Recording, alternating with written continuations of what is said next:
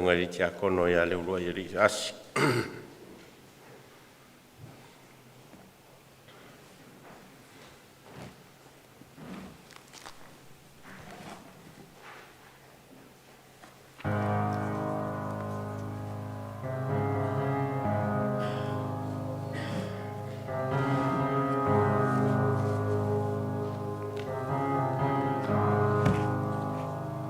I love you, Lord, for your mercy never fails me. All my days I've been held in your hand. From the moment that I wake up till I lay my head, oh, I will sing of the goodness of God. 'Cause all my life you have been faithful. And all my life you have been so, so good.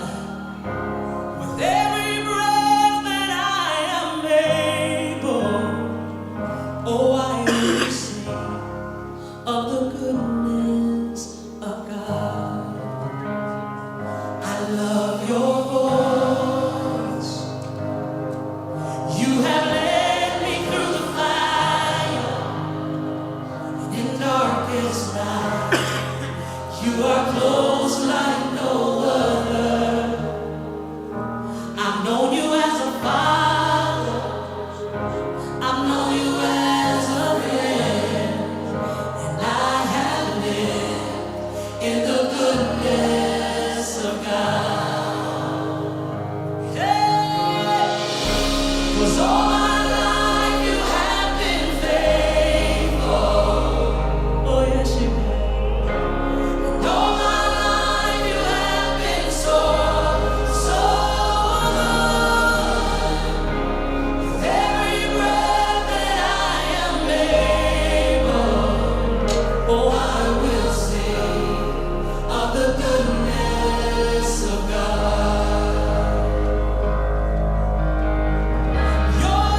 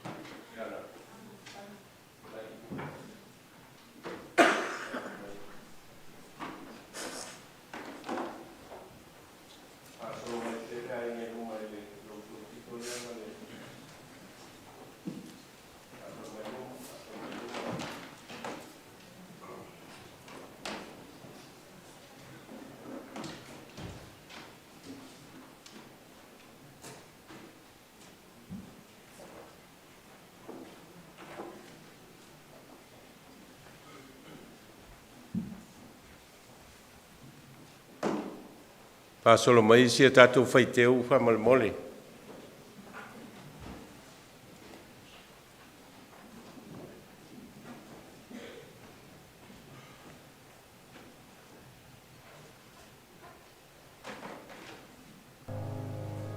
Avangatan.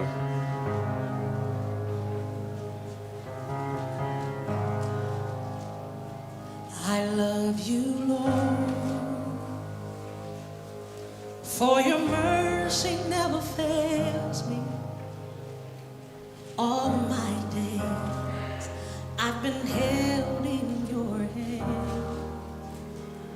From the moment that I wake up till I lay my head, oh, I will sing of the goodness of God. 'Cause all my life you have been faithful. And all my life you have been so, so good.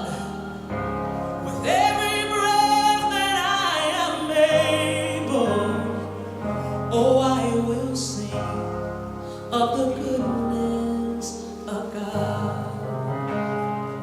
I love your voice. You have led me through the fire in darkest night. You are close like no other. I've known you as a father. I've known you as a friend. And I have lived in the goodness of God. Hey! 'Cause all my life you have been faithful. Oh, yes, you have. And all my life you have been so, so good. With every breath that I am able, oh, I will sing of the goodness of God. Your goodness is running after me. Your goodness is running after me. With my life laid down, I surrender now. I give you everything, oh Lord. Your goodness is running after me. Your goodness is running after, it's running after me. Oh yeah. Your goodness is running after, it's running after me. With my life laid down, I surrender now. I give you everything. Your goodness is running after, it's running after me.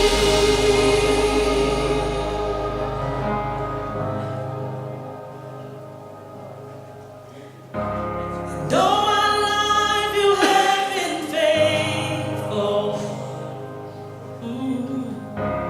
And all my life you have been so, so good. With every breath that I am able, oh, I'm gonna sing of the goodness of God. I'm gonna sing. All my life you have been faithful. All my life you've been faithful. All my life you have been so, so good. So good with every breath that I am able. Every breath I'm able, I'm gonna sing. Alala I lalo whawhai.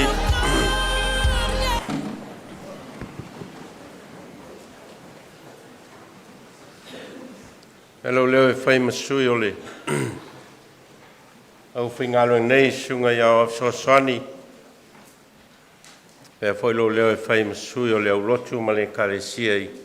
e whakasai porua nei, mātou te whawhiloai ma whatalofa tuai le pa ia malo a inga na lua i au tautu te tele mo tautu taulangi ia la le o iai se whamatalanga le whaiwhi au a whapea fōle malu leo whai ngā ruenga o e mwhai ona awai mai tātou te whaitapo inga whātasi nei whiawhi ia mōli lo tātou tamā o le uso ia ai mai se le au na le tua sa nga lue ma tau tua i lan wheau mlan ngā ruenga ia o i tātou o le ainga tātou te moli i luma o le tua le mea lofa fo ina mai le tua mo i tātou mo le tātou ainga ta pela na e kalesia e ve ailo leo e whai msui ma tau te whawhiloai ma whatalofa tuai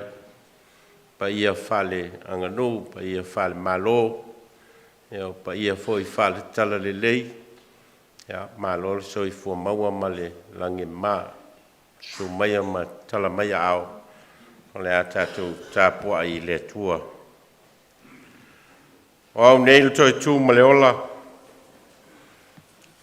o le whatua tua mai a te au ui lava i noti a e ola lava ia o tangata ola uma o e whatua tua mai a te au e le oti lava e o i le whawawau e o tātou tālo.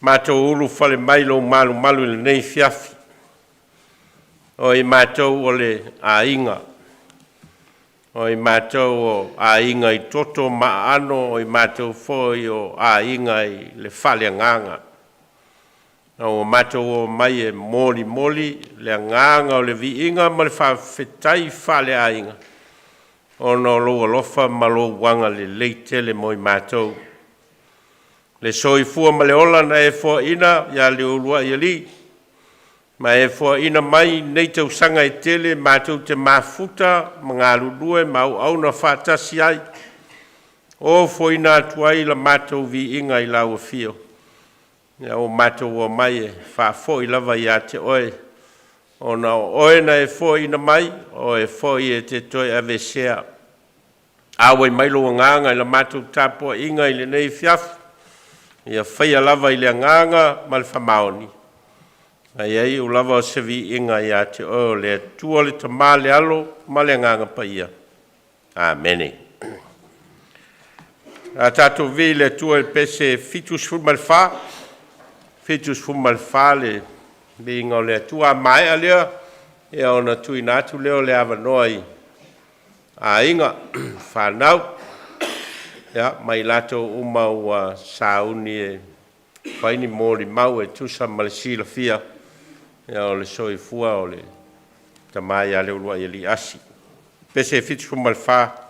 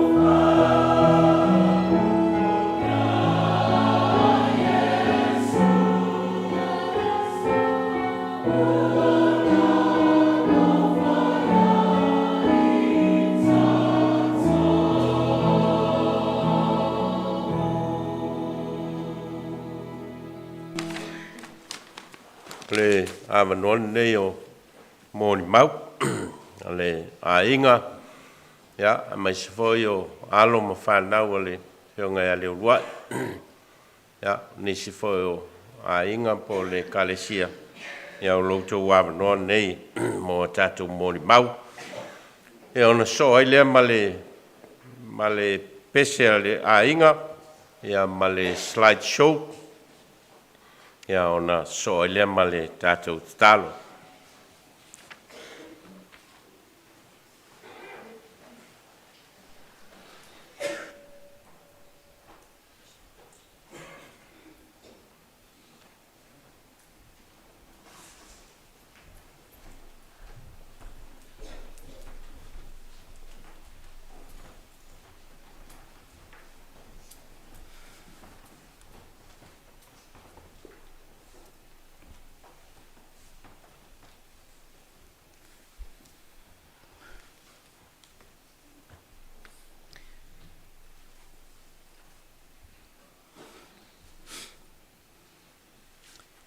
E mua lava, ona sii le vi inga ma le whawhatai i lo tātou te mā.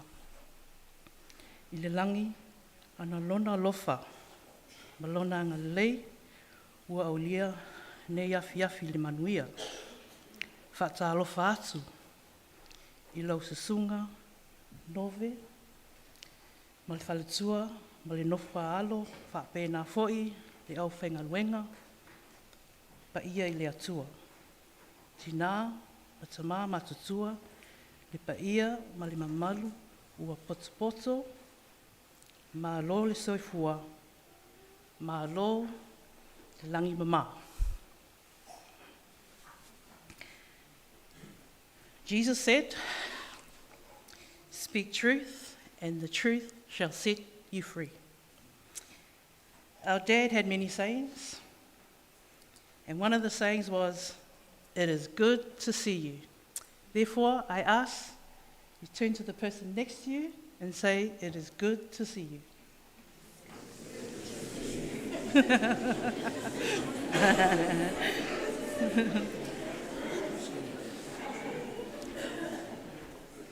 My name is Malama, knowing as Lama as my family. I am the eldest of Leolua Iali'i, Samuelu, Moa'au, Alekana Asi, and Te Ulavau, Fusifa Asi, the head and not the tail. I was, plural, that rebellious chosen one, chosen child, meaning I was not the favorite, but cleared the pathway for my siblings to become champions.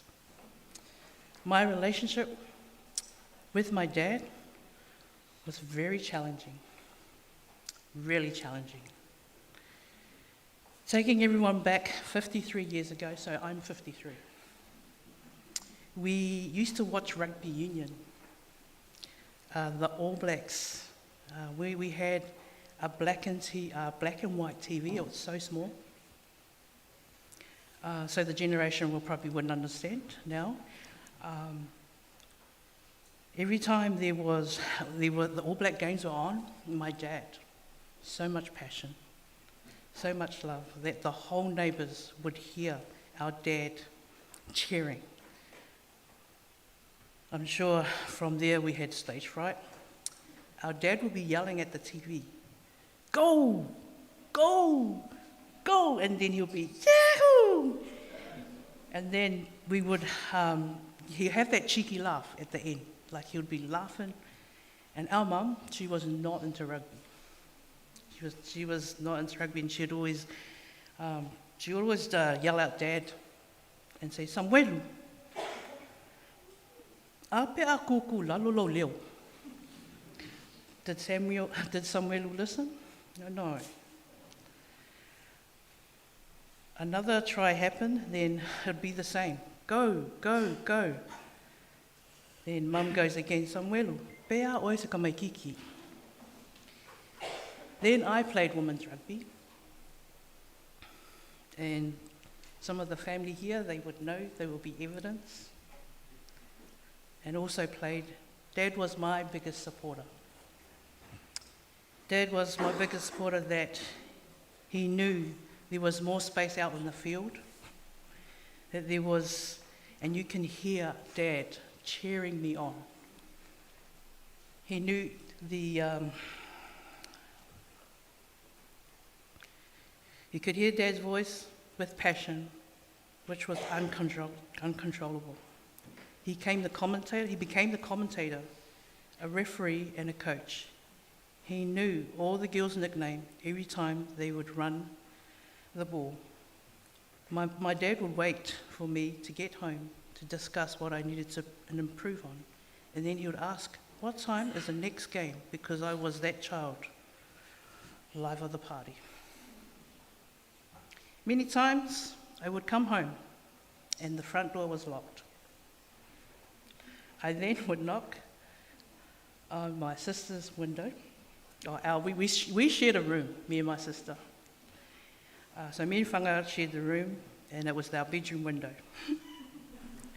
So Whanga would always be the one, I'd be knocking on the window, 4 o'clock in the morning, and she'd be like, oh, hurry up. And then I'd like somersault inside onto the bed. As time went by, I could not get Whanga's attention. Like, I think she was over it after a while, always opening the door. Obviously, this time I couldn't actually wake her up because it was an ongoing thing. Like, I'd always climb through the window. And then I couldn't get through the window this time, through the bedroom window. But then I had a plan. So if you've all been to Corinna, I had a plan B. If you've all been to Corinna, so at the entrance of our steps, there's like a rail. So I would always put my foot on there, and I put my other foot on the other side, open the window, I'll put half of my body inside, just to be really quiet. I'll get my full body in, and then I'll jump from the top to the bottom without making any noise. And if you know plyometrics, I was introduced really early. I would twinkle toes in the sitting room, and there Dad was in the lounge, waiting for me. Malama, where's Al? I obviously got snapped. Then I hear, Vave ala kai au, whaiko ngai, masau mai sau kupe, o lea lofo o whaiwhi au. I would go out with no money, but my friends, they would give me money to obviously buy our drinks at the bar. I forget to give their change. So that was the money that I had in my pocket to give to my dad. God would provide. We had a brown Toyota. It was manual. Dad was, he did not teach me, obviously I wasn't the favourite child. Don't know why. I self-taught myself. And I was sneaking the car to the nightclub. I would put the gear on neutral, roll the car down, undo the brake, and then knew how to jump-start the car. So as time got by, that one day, the police called Mum and Dad's house, and reports, these are brown Toyota broken down on the Wellington Highway. Whanga and Eddie just got married. Dad turns up with brother-in-law Eddie. He's like giggling, like laughing. Dad looks at me. He was like, what happened? And I said, Dad, the head gasket blew up, and I didn't. Yeah, he didn't ground me because Eddie was there. Mum and Dad would fly to Brisbane numerous times. I'm sure they would have shares as travellers. I was always that one. Mum, gao. And Dad would be sitting there with his eyes. Where are you guys going? Then to make Dad feel, and I'd say, okay, Dad, I'll drop you off at the TAB. Me and Mum will go shopping. So one time we went shopping in Brisbane. I wasn't really aware of state of origin because I'm rugby union. And I said to Mum, let's go buy Dad a top. So we all know state of origin. So we walk into the shop, and Mum's like in the aisles looking. And I look at her and say, Mum, is this the top? She goes, yeah. I say, are you sure? She goes, yeah. Oh, mate, ole more. Then after that, me and Mum go our way. We pick up Dad from the TAB. And then I was so excited. I come in, and Dad's sitting on the table. He's like eating. Next minute, I was like, Dad, we got you a jersey. He goes, oh, okay. Pulled the jersey out. It was a Maroons jersey. And he stared at me like he gave me the biggest death stare, and from there I learned what a death stare was.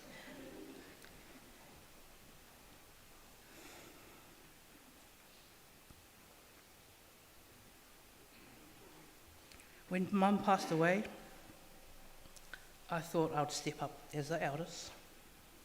Go see Dad again was not the favourite child. As days and weeks went by after Mum went to heaven, me and my dad had a little misunderstanding. He goes to me, when are you going back to Australia? This place is too small for you. Ka penga o mea, ma koe fōi Australia. From there I was not the one. He goes, it's okay. O lea mako ngongofo mairi. Dad, I'm happy you're at peace. There will be no more whāulavas. Whāulavas, just kidding. Ma lo lava leong sai. You were not the same when Mum was called to heaven. You have won your race. You have conquered your gifts on earth. You have kept your faith. Thank you for your consistent prayers. A lot has changed. Thank you to our family who held the fort for Nathan and Kayla when we were not here. It's only been 6 days. And I always remember Mum would say to us, once we're gone, that's it. And I encourage everyone that still have their parents around, honour, honour, honour. Thank you.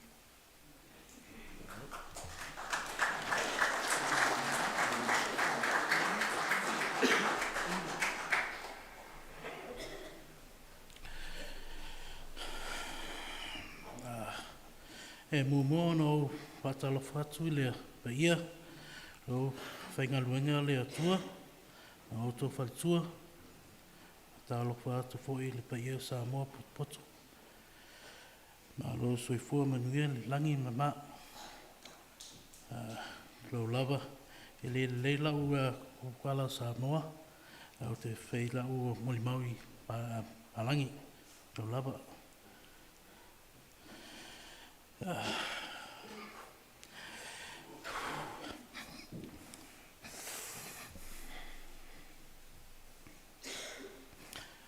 Talofa, those that don't know me, my name is Timo Alexander Asi. I'm Luluat, eldest son.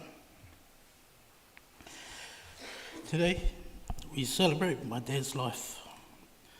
While we are sad at Dad's absence, we find comfort in knowing that he is reunited with his forever love, his bubble,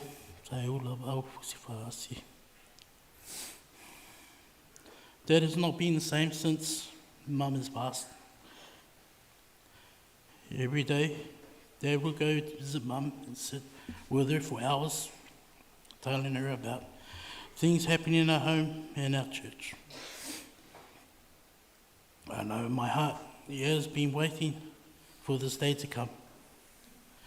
He has been missing Mum so much, so to think the smile on his face when he sees his love again will be pure joy. Dad is the person that always left a lasting impression, a man that speaks with wisdom and from the heart. His way of connecting with people, young or old, was special and meaningful. It didn't matter where you came from or who you were, it would make you feel welcomed and loved. Dad's love in life was church, his grandchildren, family and rugby.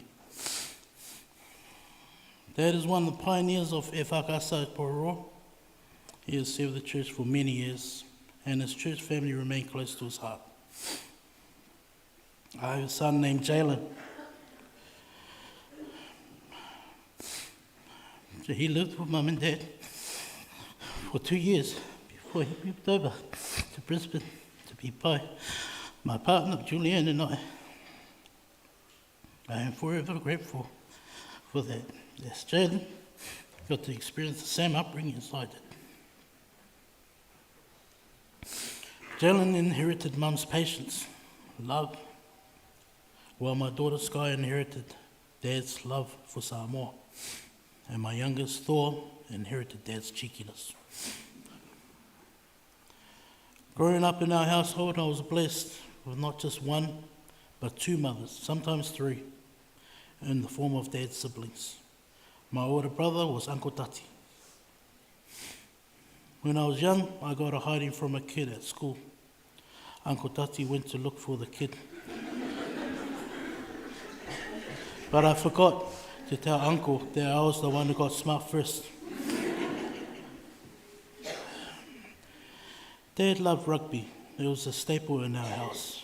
Uncle Tati played, then moved on to my sister Malama, then myself, and then on to the younger Sammy, even extended to our cousins. We were all handy with the rugby ball. Dad loved it. Every game he went to support, you would see him walking the sideline, up and down, coaching our team, telling us, push the scrum. His favourite was, come on, tackle the ball. It didn't matter who was playing, he would go and support, and he loved to coach you on the sideline. I'm a Queensland Marine supporter, and Dad is a Blue supporter. Dad is a New South Wales Blue supporter. Every year, me and Dad become enemies. We would tease each other and give each other crap. One year, New South Wales won Origin, and Dad got Michaela to send me a picture of him in his New South Wales jersey, holding a rugby ball pointing at his chest. I asked Michaela, why is he holding a Tito under the ball? She said, it's an old ball he found, it's got water leaking out of it.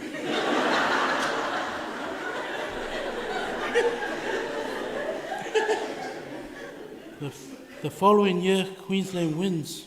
I go on my Facebook page to write to the Blue supporters, asking if they're having a good marooning. Dad jumped on my page and he wrote, good morning, Maroon supporter. I just want to let you know your country is Samoa independent.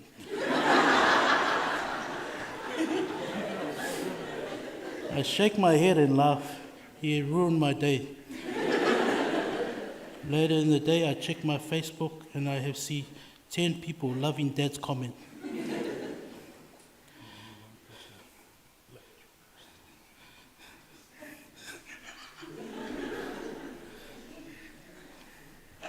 Thank you, Dad, for everything you have done for me. Julianne, Sky, Jalen, and Thor. Your unconditional love and your humility will live in us forever. I commit to honouring your legacy by instilling in my sons the same values you were believed in. Manuel Malanga, Dad, I love you.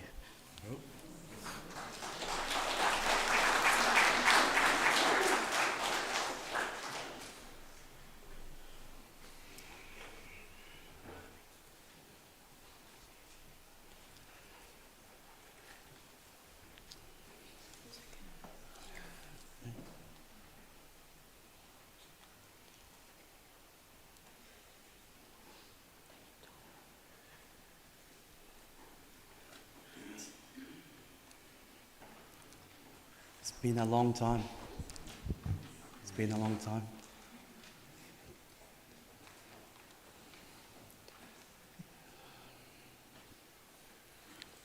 Lo ngoa o Sam Asi. I take my name after Dad. My son's name is Sam Jr. Asi. So there's 3 Sams in the family. I'm hoping pia whaiwhangau este e koe name fwoi ka meki Sam fwoi. I'm the youngest of the 4 siblings, and I am Dad's favourite. But when Nathan was born, I became number 2. But when Kayla was born, Kayla topped it. Kayla was number 1. It was all about the grandkids for Mum and Dad. Dad would always check up on the kids, and not a day went by when he missed a prayer in the morning and evening for his grandkids.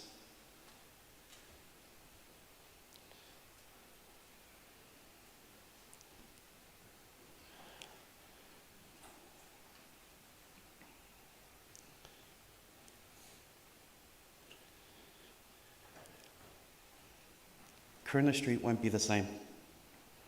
Coming home, not seeing Mum or Dad. So many memories at Corona Street. We all been through that door, Mum and Dad. And that's the hardest part, going through that door now, is not having Dad there.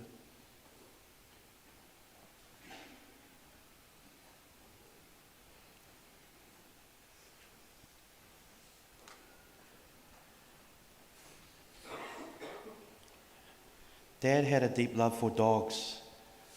That was evident in every aspect of his life.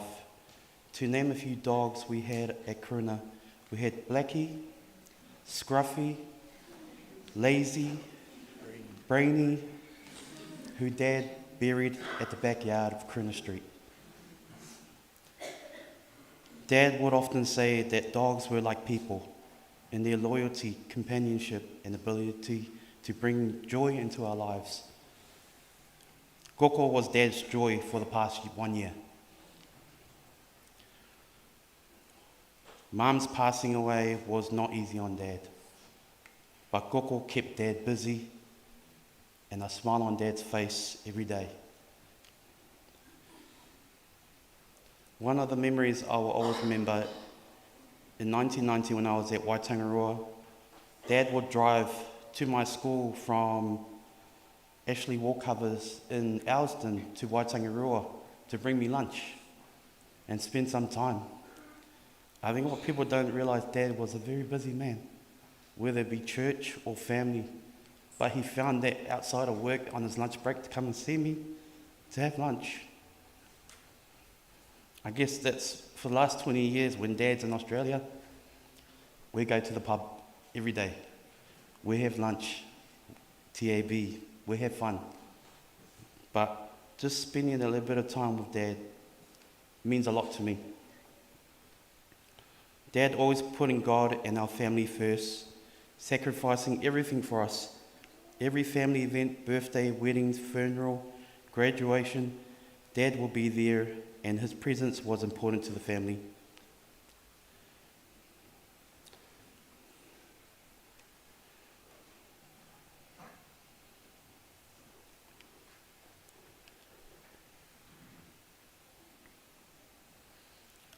This week being the Origin,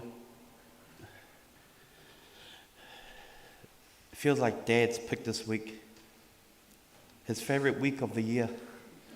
And we all know what Dad's like.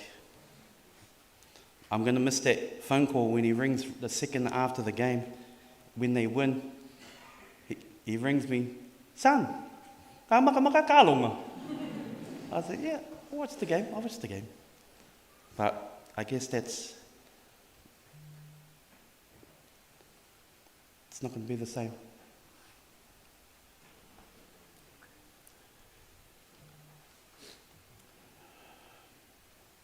Dad, I have learned so much from you. You always put our family first. You have a big heart. Give Mum a big hug. I love you."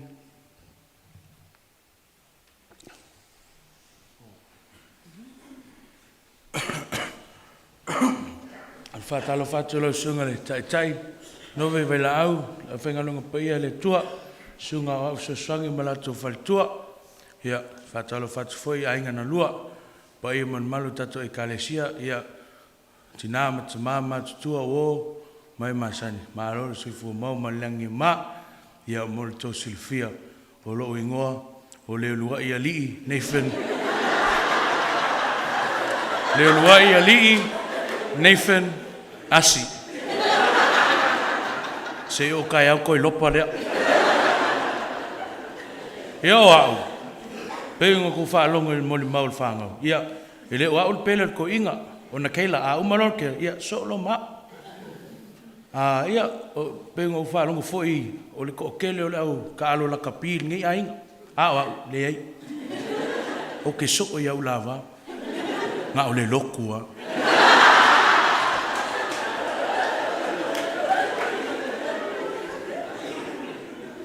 ia o au le makua o whāngau leo lua ima tinaya tai o la vafus faas ia o au so o lo mana keila so atu ai lo le ma le ia Jalen la kali o Timo ma Julianne so lo ma Sky ia so atu lo le ma Ella le fifingo Sammy ma Sammy Junior le poku le e ma ia lui ia kamale ra po o tho ia o mama fakele tho le mafenga sa lunga le valele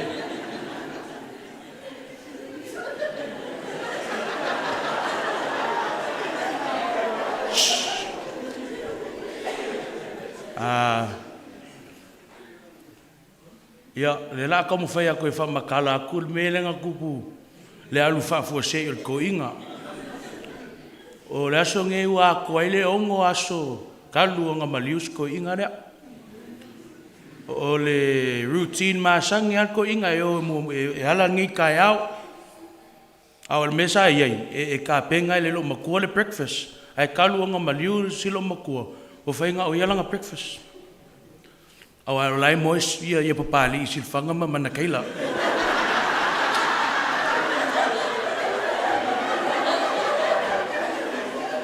kala mo ia o ngole ma ke I kongul falsa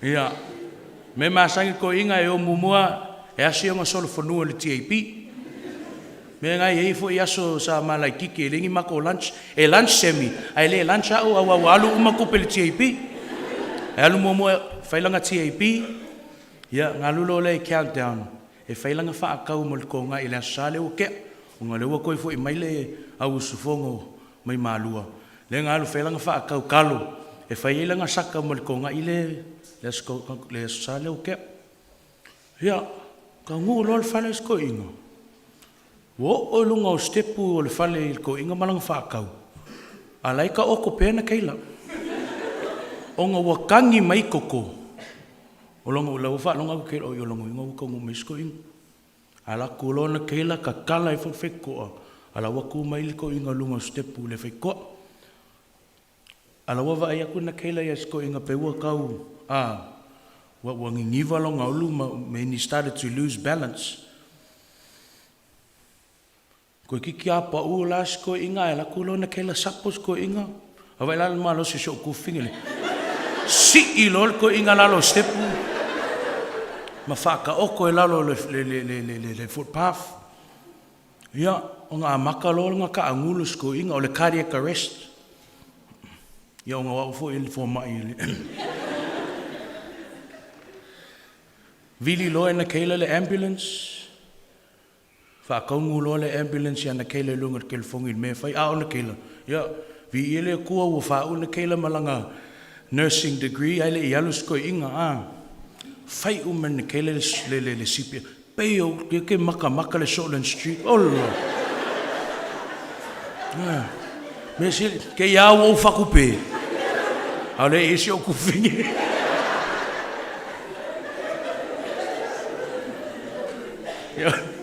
wa maka longa fai le sipia na kele vili lo na kele se kama ala kulo ia lo kama edi vili mailo edi ya o le ke fenga luenga ma le palmia Ora ke whai o ngā luenga i le ofisa i Cannons Creek.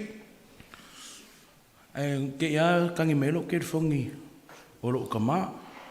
Whai lo kala Dad, ia, come home, it's Papa. And I just dropped everything and ngō sa o lo le whale ko inga. Ke rako lo le whale, o lai ku mai le ka avale o le fire brigade mali, ambulance. Ia, ngō rako lo le front door, o lai ka oko mai sko inga. And he had kele mo wires ma masingi lau attach. I sko inga. Ia, ngō whesilu lo le i fua mai polale, umi wai whai le CPR, ma koe kamawhai resuscitate sko inga. A mai wangi wa a koa ngile, a whali kula. Ngō whai lola o kala i fua mai.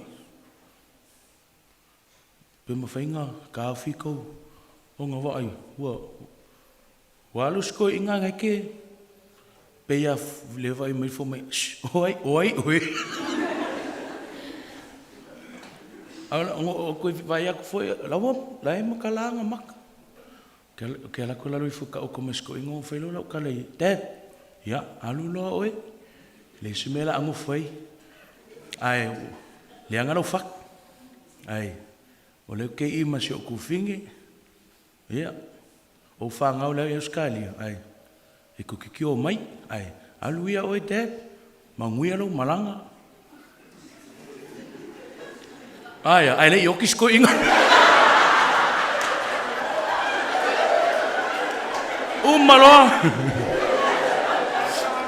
Umalo kala lea. Then he closed his eyes and the monitor, yo baba aila.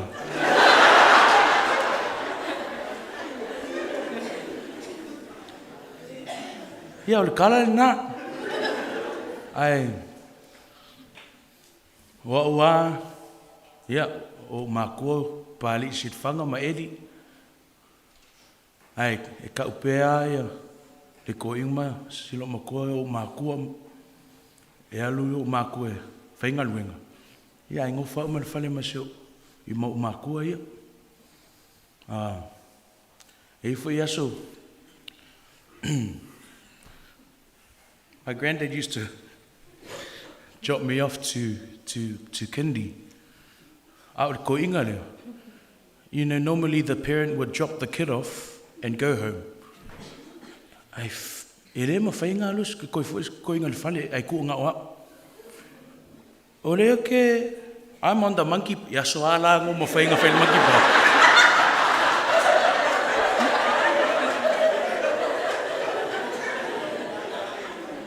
E le anga kere o ko. And I'm just playing with the kids as a normal kid, and I'm going up on the slide, and all I can hear is, Nathan, saulalo. Ora ke kikero, ore kusi ko inga le pa.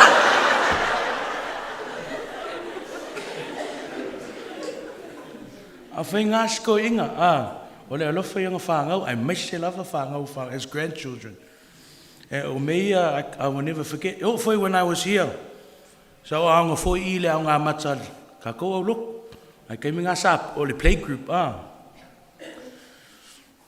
ole le chef fo nga vai kai mi le chef ma lo si le o ke polo ai pe o le satisfy si ko inga le kuka a ke polo e sa wal ko inga ma failo lunch, so I had a different lunch to all the other children. I mean, look at me.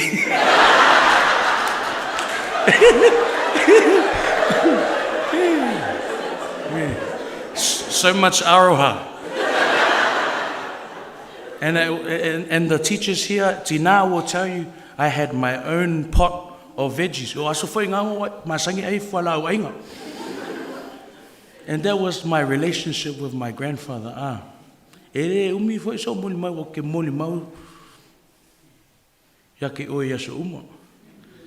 Ai, pauan mea, vi ele kua whafkaile kua wa mawasa ua vangoa ke mafuka masio kamalia. You know, if it wasn't for my grandparents, I wouldn't be in church. I wouldn't be immersed in my culture. and I wouldn't be where I am today. And so this week has been a sad week, but it's been one of celebration and making sure that we send my dad off the best. Ai pauasinga moli maulia, ai moli atu whaftailo sunga tai moli awanoa, pa ia man malo tatu ainga, so I fua mai manuia, in suafa Yesu. Amen.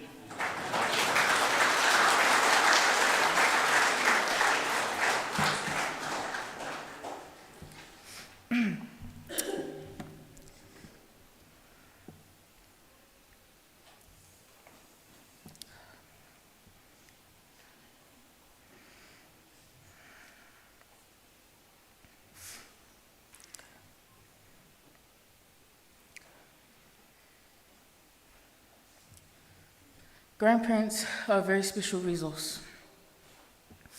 Just being close to them reassures a child without words about change and continuity, about what went before and what will come after. Grandparents are voices of the past and the door to the future. They provide us with the wisdom for a lifetime of experience that should never be undervalued. My time with my papa will never amount to anything else in this lifetime. Papa was my right-hand man, my passenger princess, bank account, online shopping partner, but most importantly, my absolute best friend. 21 years devoted to both Nan and Papa has been the utmost privilege that God has ever blessed me with. Being able to witness the servant hearts they both had, and to see how strong they stood in their faith.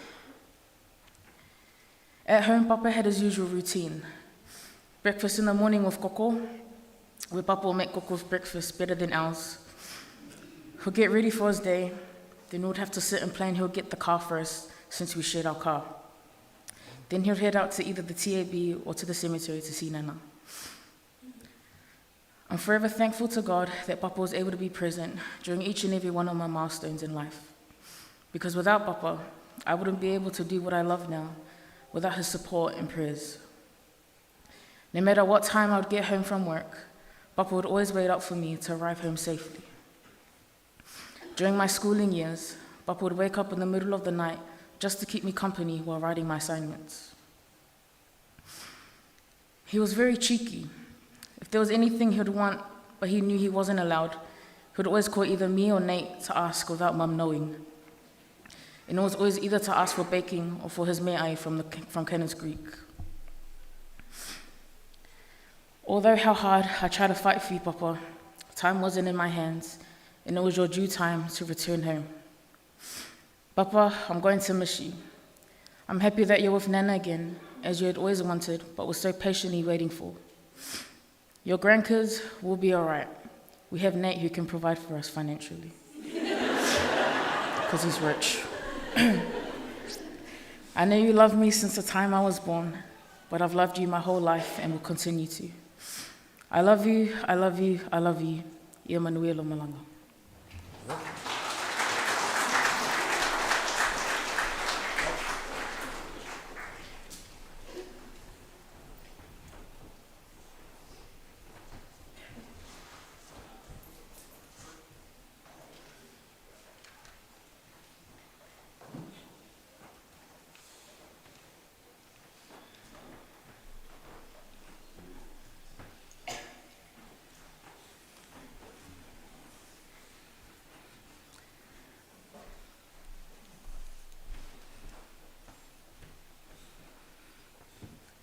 Afiafi mātango fie. Afiafi te toa. Afiafi tō whimani. I le anga le leo le atua, no na mātango fie. O taitai mai ei le soifua le sunga taitai o sauninga. Malo na awa. E whapea le pa ia lasi lasi o mawhau na awhia poto i le nei tūrau. O te whātalo whātu, i le suafa man mālo o tātou sisi isi. Tēnā koutou katoa. E mihi ana ki a koutou katoa mō tō tautoko. ni sapula vinaka. Talofa nei, whakalofa lahi atu. Greetings to you all. O te se e lili alava, ai se e lava ma le whai titi. A le upu foi e whai atua, o te tū le tū, e maniti tingo i pisanga. Le se sua lau sunga, le tai o le sauninga, lau sunga le whawhiangainga nove, whawhiangainga taulangi, nove vai la au, malo au waa. Se sunga i au ao mautou whaitua. Ai tainane, le paia ma le malu, le kali sie polua, i au tūlanga whalupe. E le paia fo i ma le mamalu i ainga na lua, e tali tonu, o tau paia ma mamalu, o le anu nuu atuia whaatine o tau sala, e lea toi o iai se leo le au auna. Ai ole a pātonu loa le male le tautai. I se muli mau mo le tuangane. Mo mafu ai ona tātou mafuta le nei afiafi. O leo loa ia lii mua au Samuelu. O se tuangane ia te au malo uso ia sina mawe e kaio. O se usa foi ia tui whai ngā alikana le au pepe. Talamau Iosefa fua i upolu asi. O talamau Dudley Tavita asi. Whanau mai o ia le aso lima o aperila le afe iwa se lau fāsifu maleiva. Ma iona mātua. O asi le lua ili alikana Timoteo mai motaa. Fasto uta sa anapu le lepa. Malona tina na soifua mai ai, o malama asi le roa ili alikana Timoteo mai i solo. O le lua ili Samuelu e toa fitu na uso, ia maona toa whaafine i toa lua. O le lua ili Samuelu, o le lima i leo le whanau o mātou mātua, o a whai langi i fōlaunga. Si o mātou tuangane matua ia tula toa whainu lelei muli mai asi i New Plymouth o langi mai tia long lana tāpenanga. Ma le uso ma le tuangane matua ia tangaloa asi i Brisbane na mali wai o ia. Ia lea lawa malanga ato i fwoi mai ia. Na mua na matai o ia le swafa mua au sai whangasa le aingo le mātou tama. O na toi pale lea le swafa ia le rua ia li i mua taa. I le pule le fionga le awe ia asi le rua ili alikana Timoteo.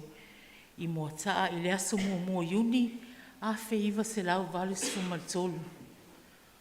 O lana usu ngā fono na whai masui o le afu, o le kale sia nei. Na umalo le usu ngā fono, whai lola na sa whai. Wa tasi mase, tasi o mātou uncles, e ale rua ili i whalini. Wana o ia i lava le matai, o le whanau asi le rua ili i tutono mō taa, i le mātou ainga potopoto i mtawhanga tele lanu ni wei mō taa. O ti ute la mata tau singo le ainga, ua owa le mamafa, mosi o mātou tuangani. Na ia tau ave ina mailo na soifua au tau lea lea, se ia o mai lawa ina uwha mana wa ina ngā luenga. O le tau singa o le ainga, i o mātou mātua, o le mātou, o na uso matua whawhine, o le ainga potopoto i motaa, ai le wha ngā luenga solo. Ma ua mātou wha matua fo iai. O se tuangane loto maulalo, anga malu, ma le wha alo.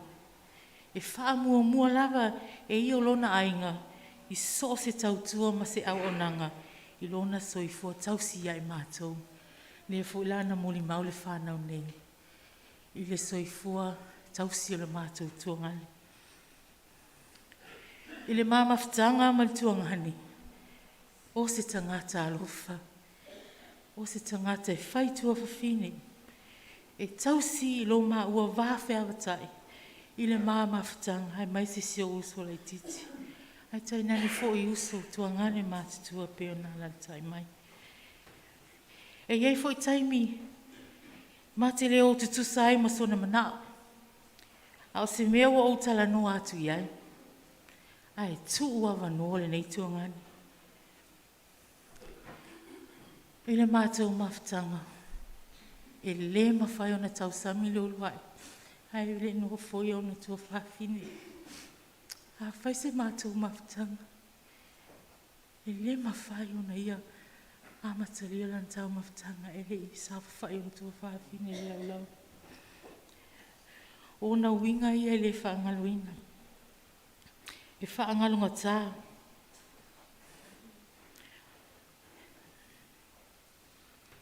Ina ua maliu le mātou tina. I le a feiva se lau valusfulu. O na au mai e leo ma ua la o teine. E tausi o mātou tua ngane mātutua. I le tausinga a le ua e lii. O ia e mau ele mātou fi mali e pia ma whalong tata. O nei o isi mātua ngani. E māte fi fefe ai. O nei whaali winga sa ua. Nei lia taitai o na whaolima. Awa ai fo I ala li ua li. O tele le malo lotu I o le Holy Family. O na patu le fe au. Au mai teine nei mātou te weekend. Le mana o ia ina I wawai e se atu maa ua ma le lotu. Le fo I lainga ngana I le whanau nia. Mai se le atari I a Nathan. Yo Nathan le tau whaalong mai ai. He's little his oldest grandchild. But he's also the oldest great-grandchild. So he carries a lot of responsibilities as well. Nathan, alo your favor. Ngā wale lua e li.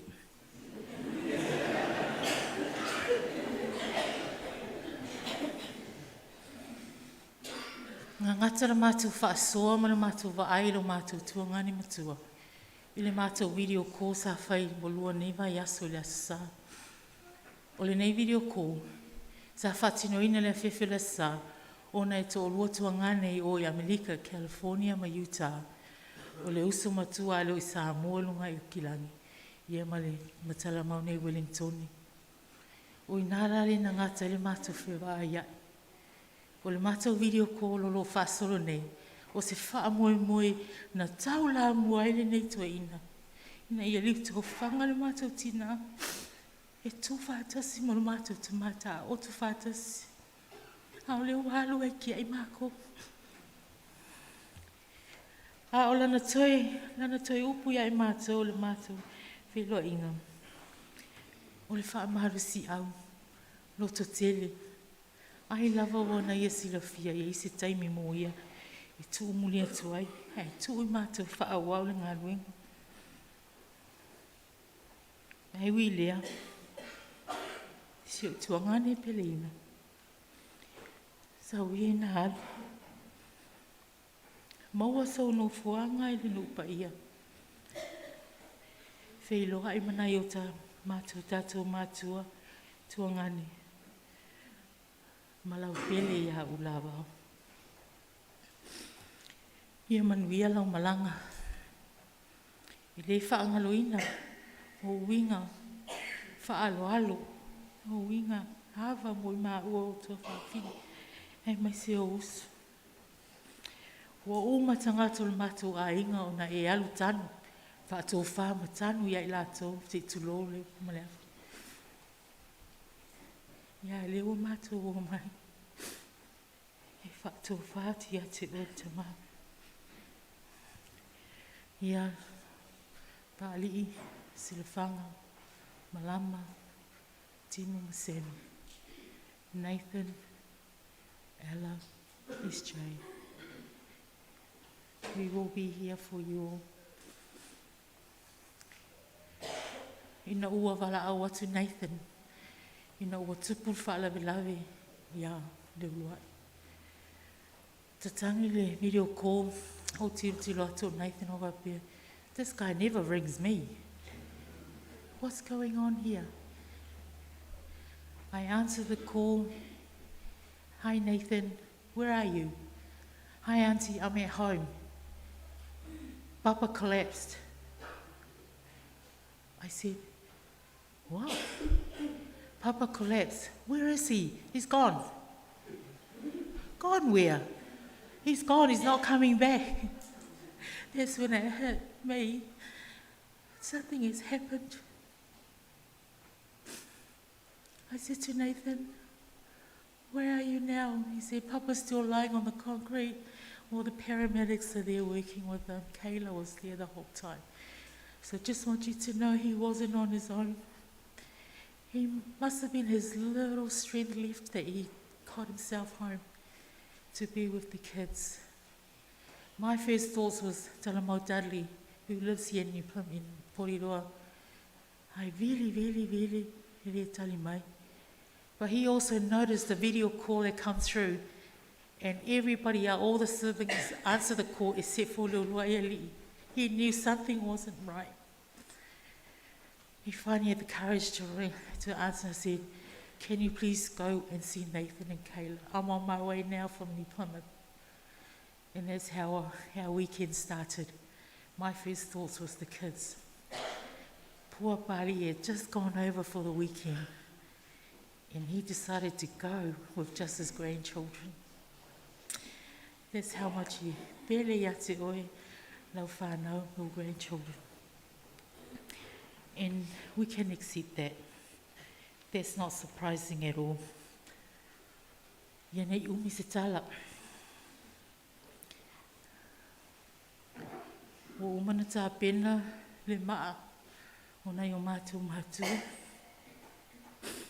E wāle wha moe moe le kirisimasi. Sa tātou whaasoa i ngā whionga a le atua e wha tu i te tūnunga o lo la wampa. He didn't question anything. He trusted me. You trusted me, and I'm very grateful for awhatai tuangan. No alofa whamaoni e mātou. So I just want to finish with the last quote that I don't know, Nathan said, was he happy about it, Nathan? A wāwa le aiso tātou a aitu maui ne, a o tātou sa ili I le atali. Ni perelon tā upu suma tolu, hono na whai upu suma e wha. Whaftai tere, tai tae o sauninga, sunga le whawhiangainga taulangi, no vi vai la au mo le awanoa. Tu ina mai, mo I mātou, fo I o suma tuangani, o tunga tua whawhine, o le ulua e li. I know he loved this church. Every phone call we had, ia mera mātou lotu lena whai, e alo au loku lena whai, he loved this church. But it's not going to stop us from coming to the church. Whenever we're here in New Plymouth, Porirua, this is our church where we grew up, where he started our lives as his young siblings. Ia manu e tere nei awhi awhi, soifua.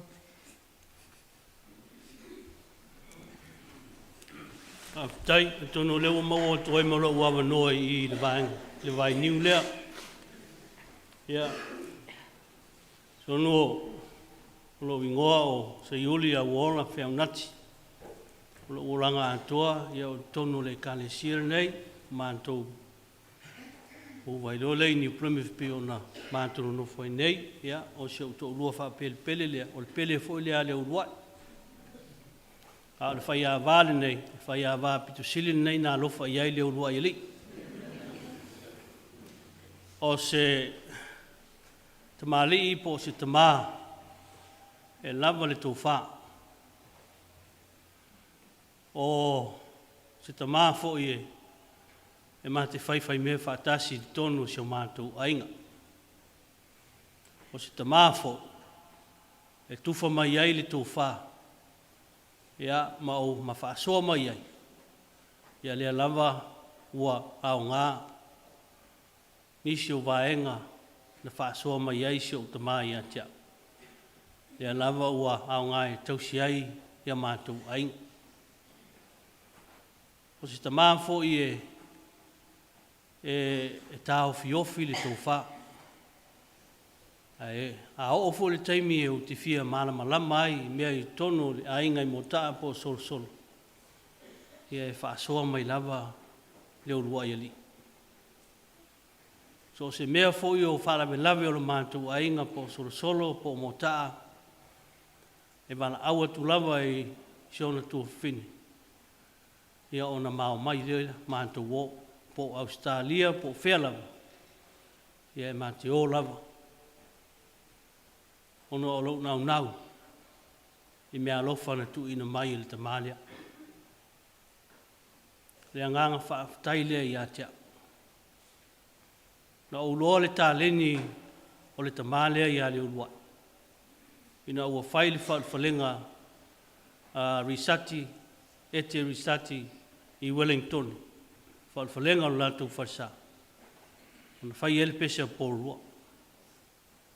Pese lea na tu sie ai on tofi. Ai na su ele taimpese. Whaapea lava e leili tāleni a le urua. Lea na ave e le urua e li le mātou pese. Lea whatua o loa. O le matua le lei a o le taimpese a le urua. E le eise panga le urua I nei pōrua le taiminga o le pese. O si tamaa e tālenia. Ia e meise fo I ona hanga tau sa afia. Le tonu e tele nisi vaenga. Ia a ua ai me le lofo le taimi. Whaaftai le luai. Whaaftai a te o le tamaa. Ona o lau tū wha. Ai meise o le tā whaasoa I mea I tonu le tātou ai. Ia o leo o sapi ai nei. Mea umalava le tufa mai a tia. O le a te wina I lo fatu. Mo lo nei tangata. Au te whātou whātu I a te o le tamaa. Ia manuia lau malang. Suafo Yesu. Amen.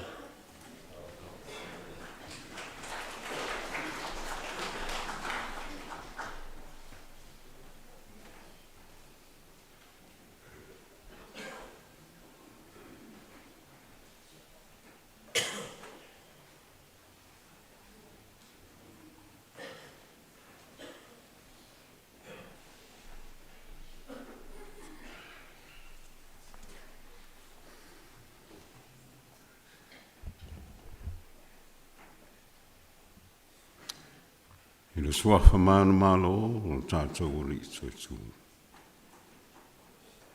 Tūla ia I le awa tele. Soli tuina e pau o le tua au fua malu. A le mamalu tau e. Wa o whanga poto e mōli mawina le sauninga whaale ainga. O le awhionga ia le ulua ia li I Samuelu Alikana Asi.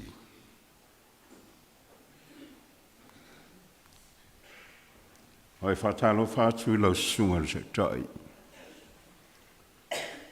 Lau sunga vai la au, malau au waa. Whatalo whai lau, whai ngā renga te tofi o le tala le lei. Whai on awai mai I le nei sauninga. E o wholofa mwhatalo whātu, pa ia māulunga.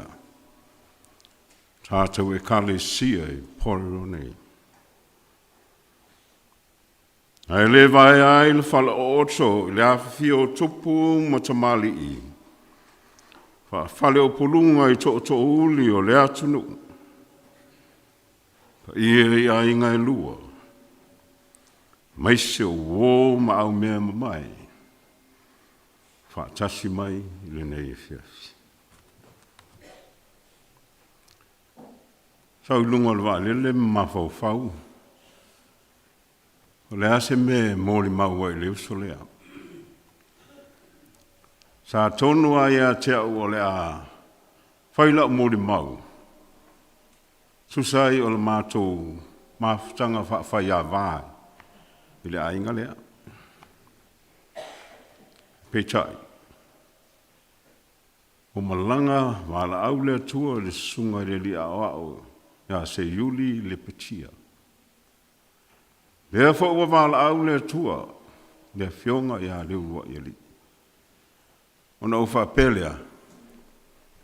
E ai. Se ase taimi. E leifo se mea la asila fia i fua le au fia. Ma tau whawhaia vai tono le ainga. Ina ne ngalo ia tiau.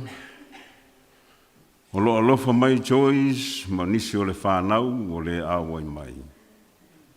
Ai maise o le ainga i Brisbane. O sau le lava le vā mai le manawa o lo tina.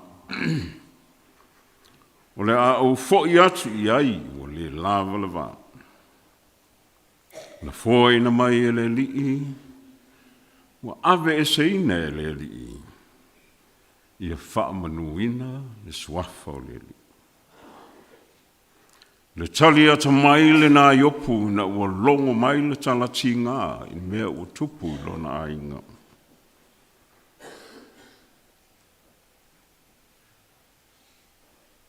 Le tali o malamangi ai le ulungalu le mea ua ta oto i ai le whaasili ma le whaamua le toe ino iopu.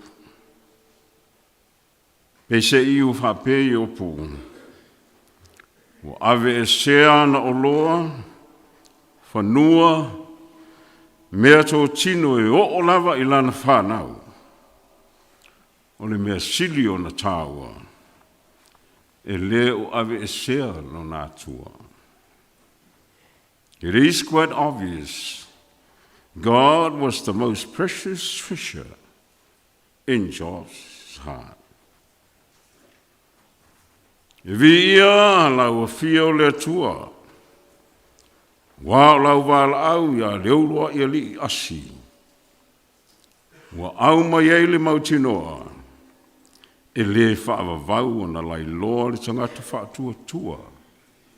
I ti ngā o le lalolangi. Wa we tuu le tai me mapu ai. Ai fo'i atu i lau a fia o le malo longa tu mau e whaavavau. Ta lofo i le seunga le toa na i le maunga o tafua o polu. O ifo nei malai o tu ia. Ona o le vala au pa ia le atua. Lana maa na tongi whaato. Malana tau na velo i le maani noa. Lea ua tulolo i nei le vau ai ngoto le whetu wau. Tangi whanoai le tawai. A wawo le lea la upale. La ufui o noe. Ma la ufulu ulai. La upai pai tifa ma la ula siva. Ua motu sia ina. Le ulua i lii Samuelu ale kana asi. Sawia ina alu. Ele au sa upu le nganga whaafitai. Ele mawhana whana o le mātango fio la tātou mawhtanga. O winga tau sa fia, o lau tau tua matavela, rou ona sai whaapale pale, loto māua lalo ma le anga malu. O le ale ngalo lea i a mātou. Ai aluia i nā mua mua. I whaavonoa e le atua se no fuanga mau, mo oe le uso pele. Mātou te muli muli ata foi. Pe a o le taimi o tō ngia e le atua, mo i mātou. A le mawhitanga, se ua tongi a le seuna langa tila, le whapu lou le tuarima. Ua whaamalo whai o le whaiwa. Hoi mai e ngase toa, ai ola pule. E moni ai foi le upu.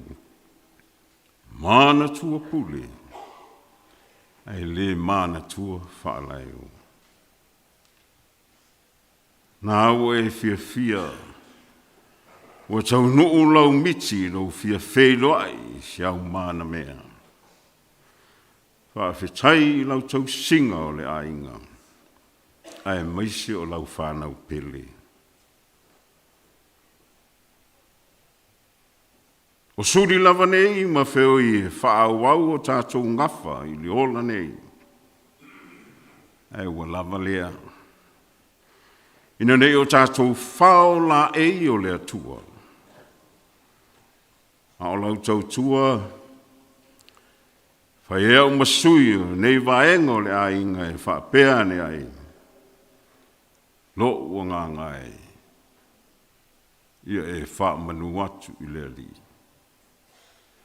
I tāwhi mala lau malanga. Tātou whēloa i se aso. Tō whā. Tō whā. Tō whā. O le a whai ula mātou mau, mō le mau i le pese.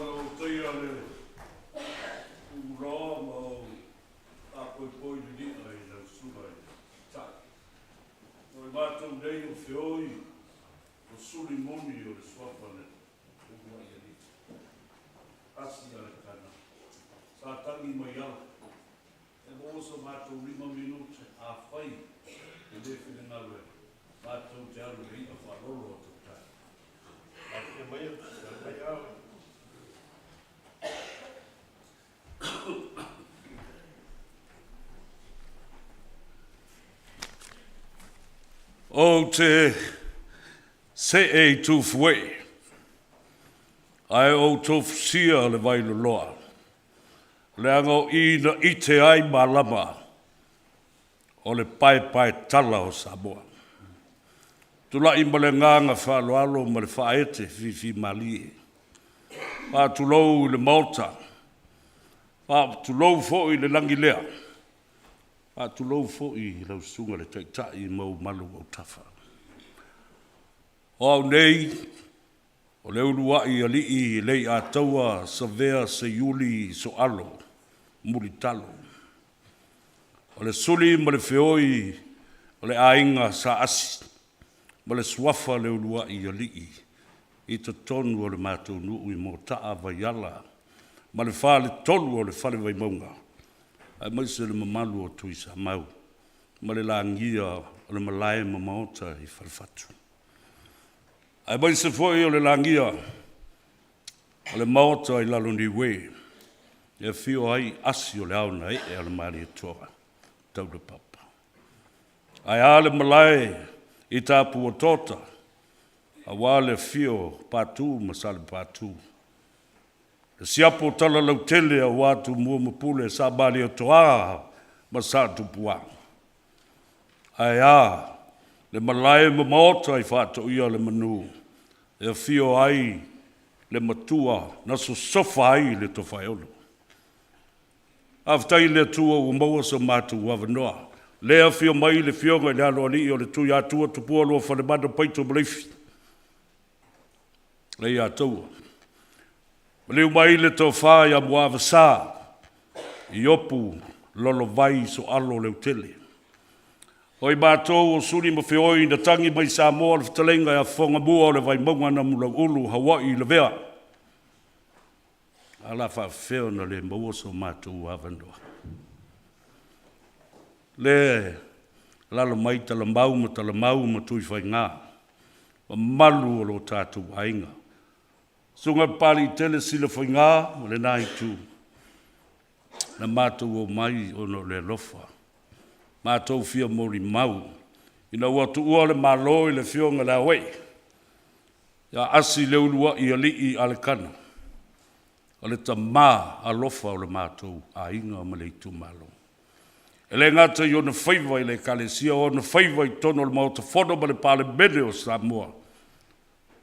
A o whaiva I a Samoa.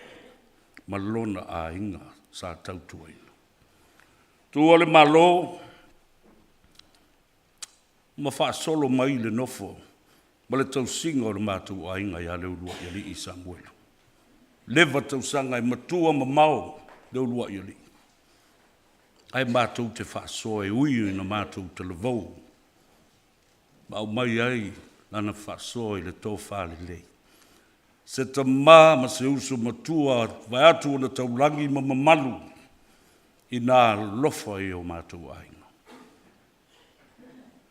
Aluai au ngā tūpulanga. Ua le aise e tausia le ainga le swafa asi. Whātulai ma ua e o ma ainga. Masuri ma whioi le tele o tausanga. Au au talavou lava. O aise tasi e tasi ai le whautautanga ma ta ua le rei ainga. E a vea e se ei I le nofo whātupu a wale swafas. Lau tala I a le ulua I Samuelu. E le ei seisi whātua tuanga.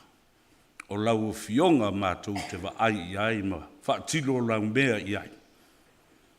Ai pangalea, na whātulai leisi fōi ta mali I o le ainga nei lava. Le swafa, ia iwa. O lea na ave I le ma whātua tuanga. Ma tūlai mai ai asi iwa I le swafa asi, lo I ai nei.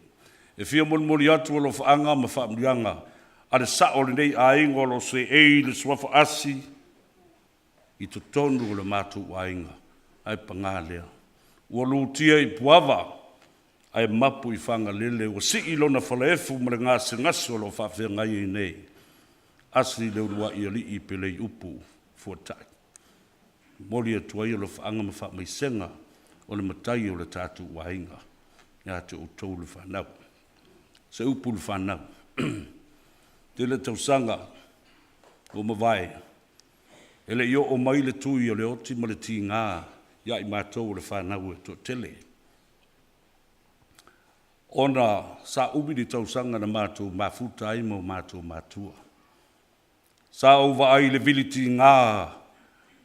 Pea atangi tui whanau o wō mai masani mau me mai. Ina ua wala au le atua i o lātou mātua. Ele i o i a te au ia ti ngā se i o ina wala au le atua i lo utamai le vai as. Ile tausanga watuna i atu. Toa whai ala vea tanga lo matua muritalo pala e sina so alo. Na o langonai i nā le whanau e o uso pele matua whawhine. Sila whanga tala mau mautuuma. Le matui ma le ti ngā. O le tui le oti i le. La vai leo le maene ma le. Ma le ola ma le soifuanga nei. Tātou e sea seisi o tātou matua. E le whaingo fi. E ti ngā. E aloto tele mo nsai. Wha pale ma wha tutua i le atua. Kolo o iai o tātou ainga e pa iatu. E le ma whaifoi o rau tau langona. Lea ti ngā. Langa o lea tātou te putu ma tō tele i tātou. I le teimi le nei. A le teimi e tai tō tasi ai, ma malanga lea tangata ma toi fo iatu le meo lo nofo. Ma lala ai, ma nopia i ai ma whaiaila na tautua ma ai tau balele. Ona tu ua lea o na o outou. Ona outou la ngona ai lea o le whanonoa. Ta talo i le tua, i anga le lei, pa wha mawhana whanatu. Opu muri a le unua i ali i a te au. Sa vea, au te tāpua i atu i o whaiva, au e whasoa i a Samoa i lau pola kalame, o le tānoa awa e awa mua ai le atua, e maua ai le sao.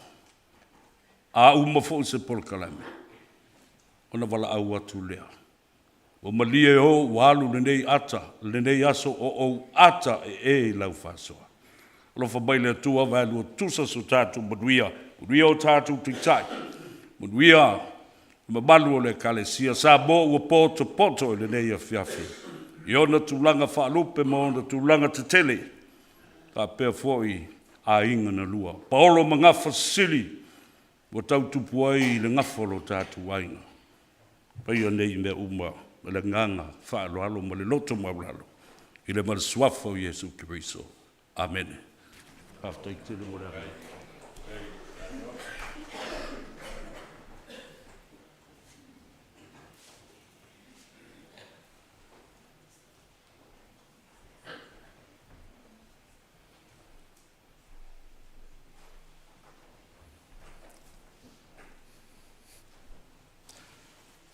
Ia. Moana, avel vi inga te langi. Ona lo na lofa mnonga na anga lei, mo whai on tātou poto mai nei a fiafi. Nisi o toi sauninga, leo so matua, iai mātou. O le luai alii, mua au, Samuel Uasi. Whaftai fo i le taitai sauninga, le sunga whawhengainga, me whaitua, ai mese le malu e lau pa ia.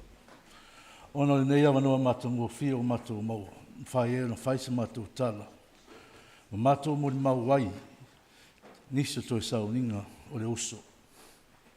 Whaftai mo le awa noa, whaftai malu le kāle CSS, e kāle sia polua, whaftai atu.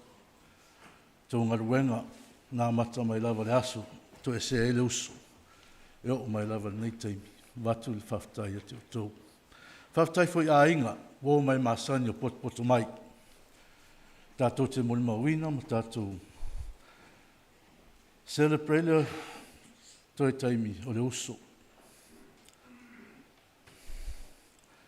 Ia, o lo ingoa, o tala mau, fua i upolu, i o se whaasi.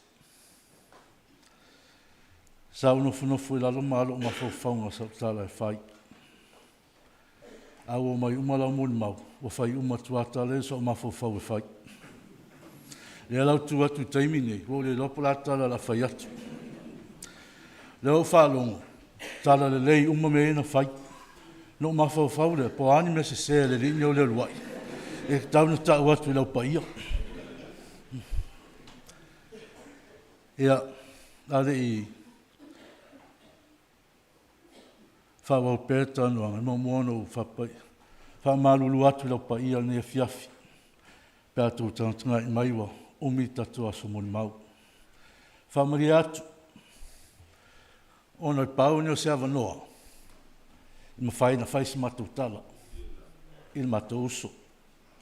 I lava pale mai ma. Whamalulu atu i tau pa ia, matou mamalu. Tu ngai se awa noa i whaisi matou tala. Il matou uso.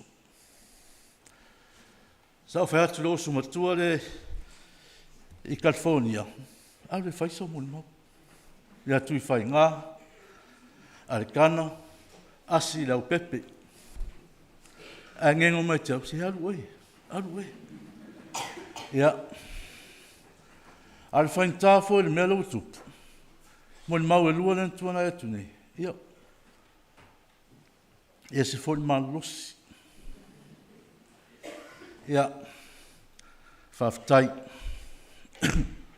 O le lua i li mua au Samuel Wasi. Ia.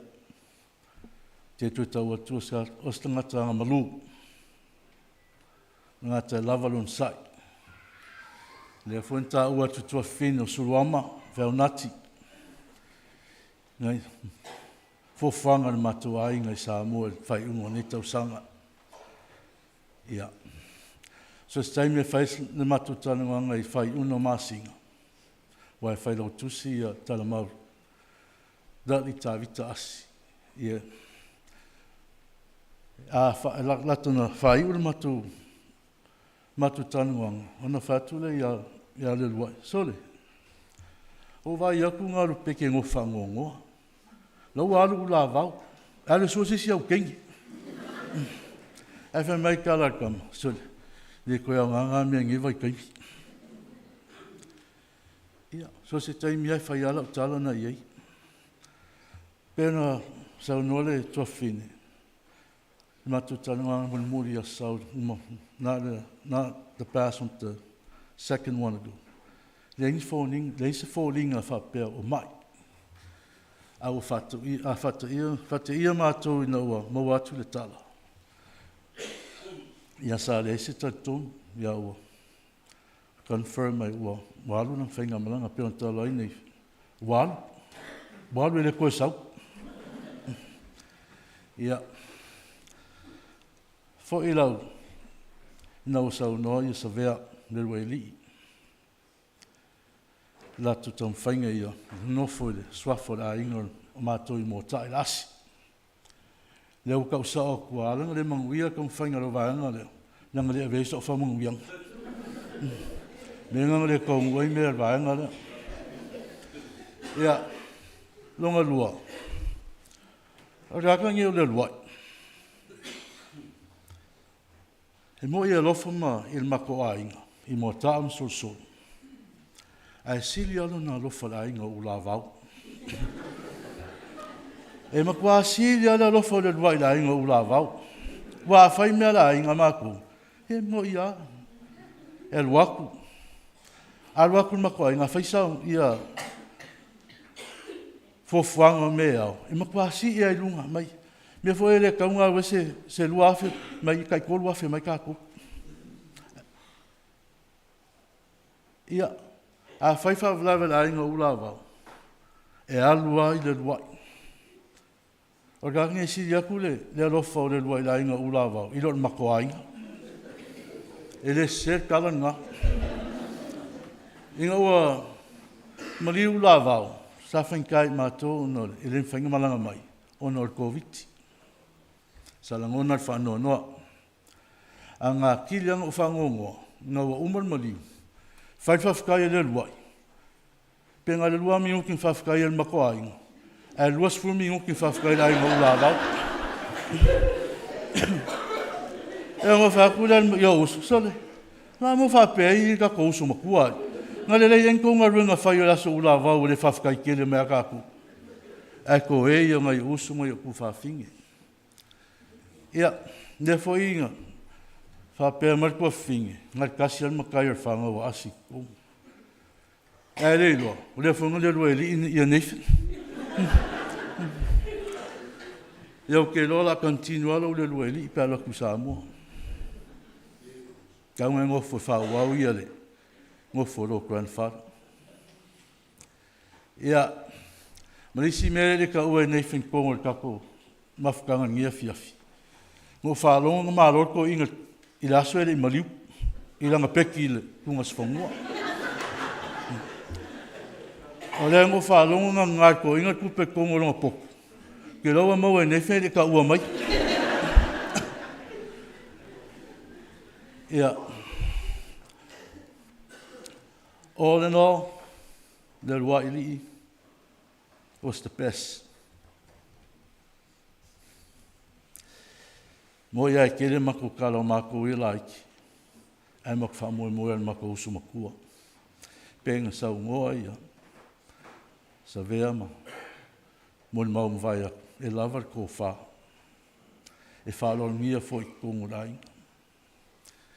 Ia. La mako kau fai le Waili. Ka fai ka ko ainga. La se me mako fai ia. Lava long sai.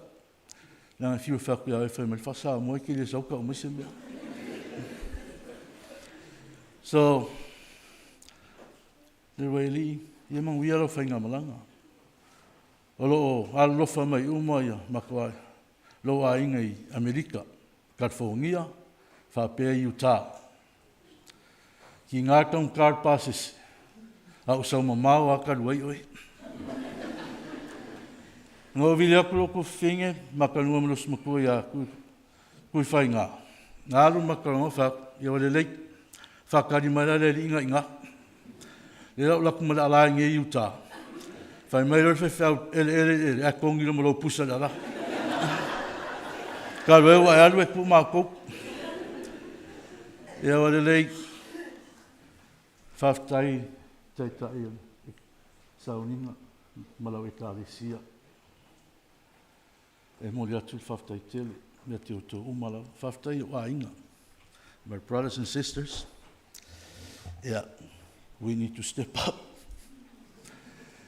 Yeah. Ia vi ia leli, nonga ngana lei. O te whaftai foi I le nei usu. Ia wa, o me lau mai tau atu the last 4 years. Ngā mariu au ke alu e whatsako.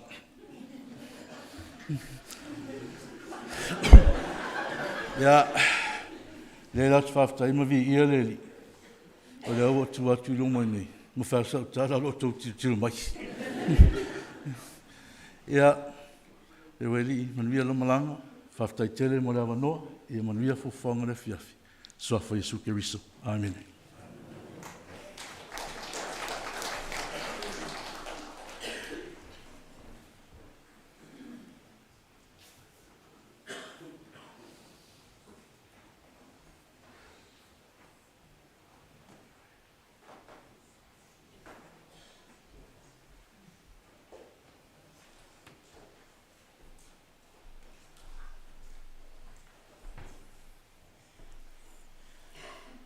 Tano whatu I lau sunga whawhengai, whapera ua waa.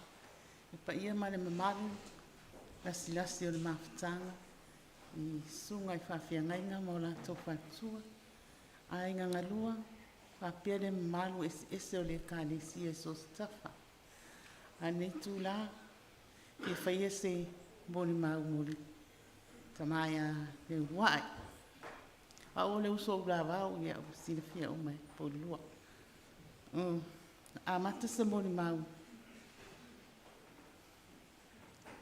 Le taimi na watu ia, le uai ma pari. Ma sina ne tene e le mau tene. O le fia ia. Tene ilo mea ngata mai le fia o le uai. Le taimi na watu ai. Taimi o ta anonga. Pe ia lai, E whai ta alonga le mātou whale ia le ua i mana whānau.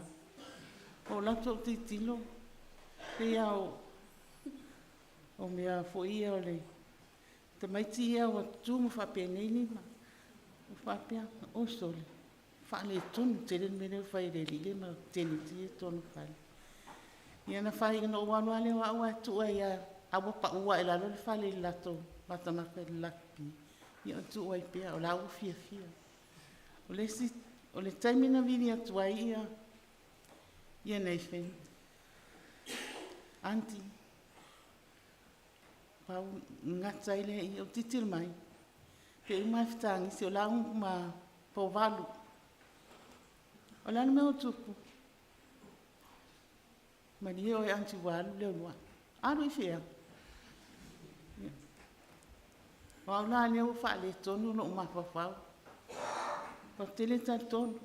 Ana le whaari atua e la ua. Leo lua i o lo tatia solo. Tele ta tonu. Pei fo i ona ta ue. E le sui ma mai atu nei. E pele ia leo lua. E ni mato ainga. Le ainga o lava. A pe iai. E whatutua na ilo na ainga. Te leo taimi. O alama me e whai ana mato ainga. E mua leo lua. Pei fo i o le mea ne nao atua nei. Ti ngane mama o lunga. Ia ai watu al tāwale. O na o lea lofa ia o lava. A whai mato tala. Te whanangula o tala noa mai au lava. O whai atu rei. Ta maa e watu sau i piti. Ta un whai e whaamotu aile. Tala noa leo wa tala noa mai. E whanangulongo atua. Peo tangata whai leo wale wana fialu.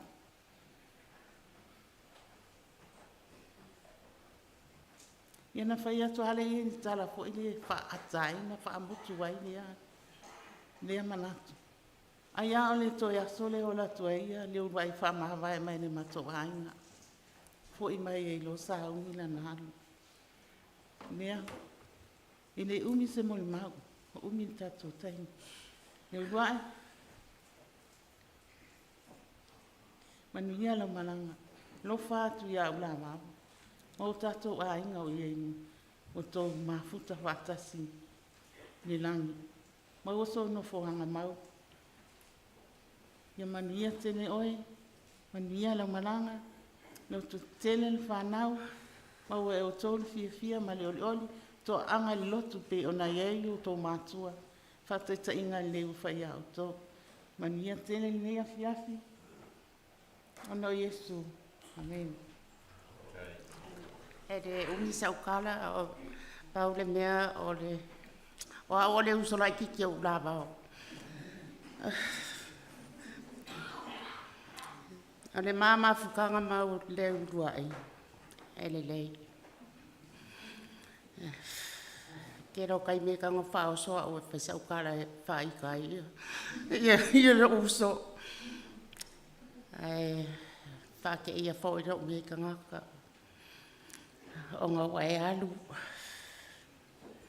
Pau le mea. Pau le mea o kei loa. Wa afu lau kaukua I nge ainga. Mea uma. Lau alofa, lau ainga. O ke loa lau alofa I lau ko whawhinge. Wai la vea I fo I mau. Pea in trouble ronga ko whawhinge. Ai, o ke whawhikaia lau alofa ma lau wangari de ia I mako. Wa afu lau kaukua I mea uma I kongo le mako ainga whapere kou ainga. Whapere ngai au loku. Sa mako au loku whakasi uma I ngai. Ia, ai alu manguia lau malanga. Ia maua sau ngofuanga mau ko le li. Ia rau whako le uso, mau kako ainga uma. Ia, whawhkai mo le vangoa, manguia ka ko afiafi.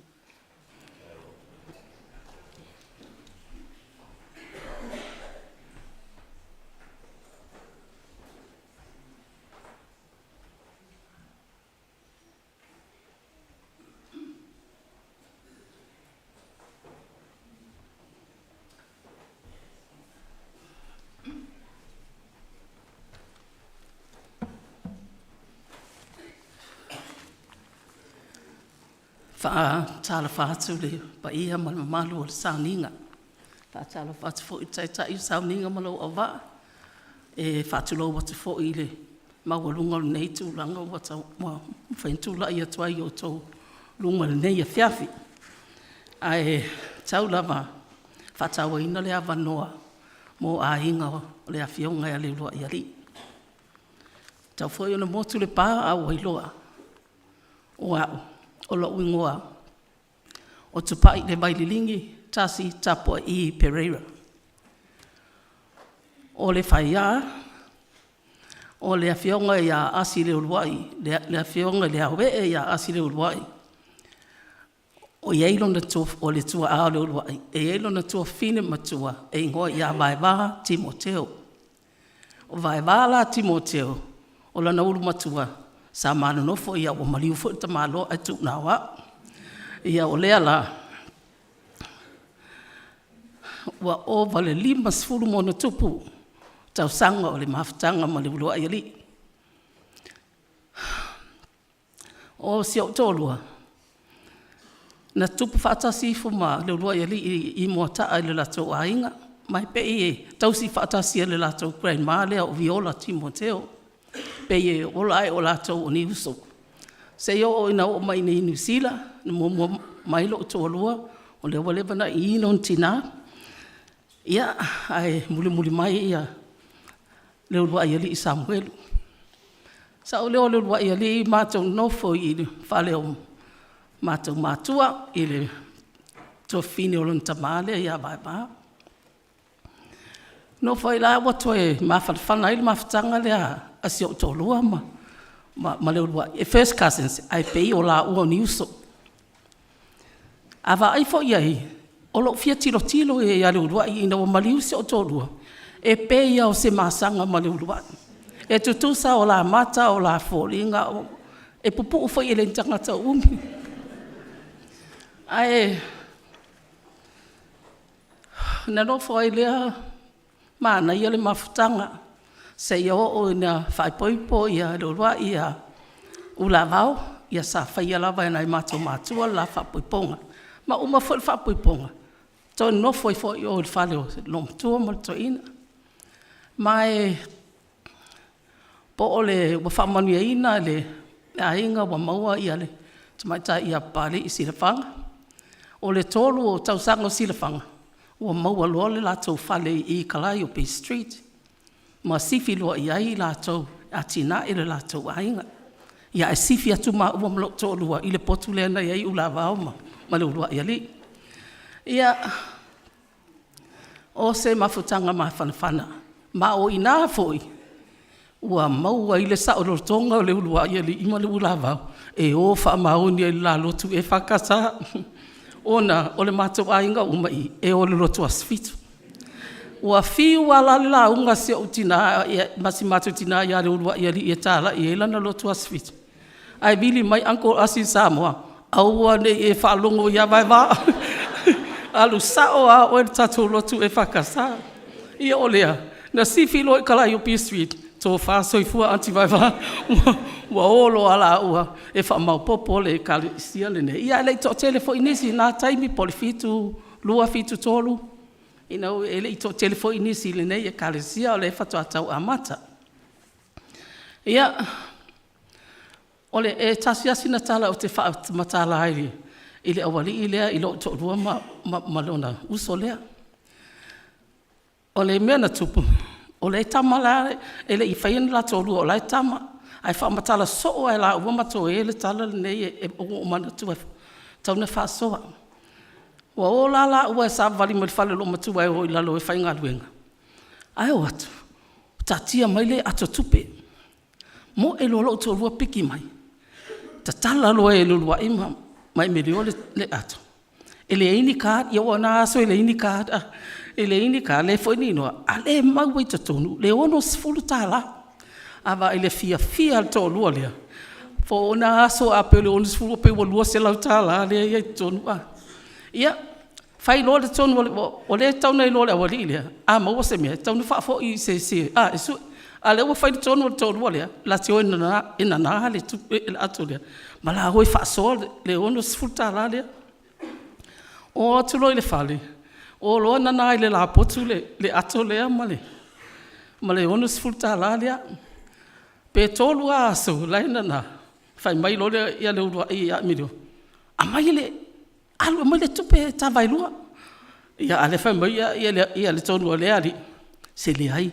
Tu sei a to se vai aso peto e mili mai se su e nei ato na ta faso aloria wa ita la lu wa ifa pelo wa ipe pelo le wa tango le le fa ngale tupe alu sa o alu wa ilu ngale le potule ele lo matu ta u ya vai va le o le na la o le ato tupe le ele ono sfutala ia o le lo matu ala le amato to fine le as masalo e pito ia kapirielu mo le fia fa ma oni lo matu wa olo la lo matu a ami to lo le o mai o te ngia lo matu ia lo wa ima mai mi le fa ia o ne ia a mai le atatupe ia ta mo e lo to lo e fa me se to lo ta mo e lo mai a bona fia tu ia le lo i le faita tala i le lo matu lo wata ia a mai lo le ato fa atu lo matu no fa ilalo o le lua mea le ua whai.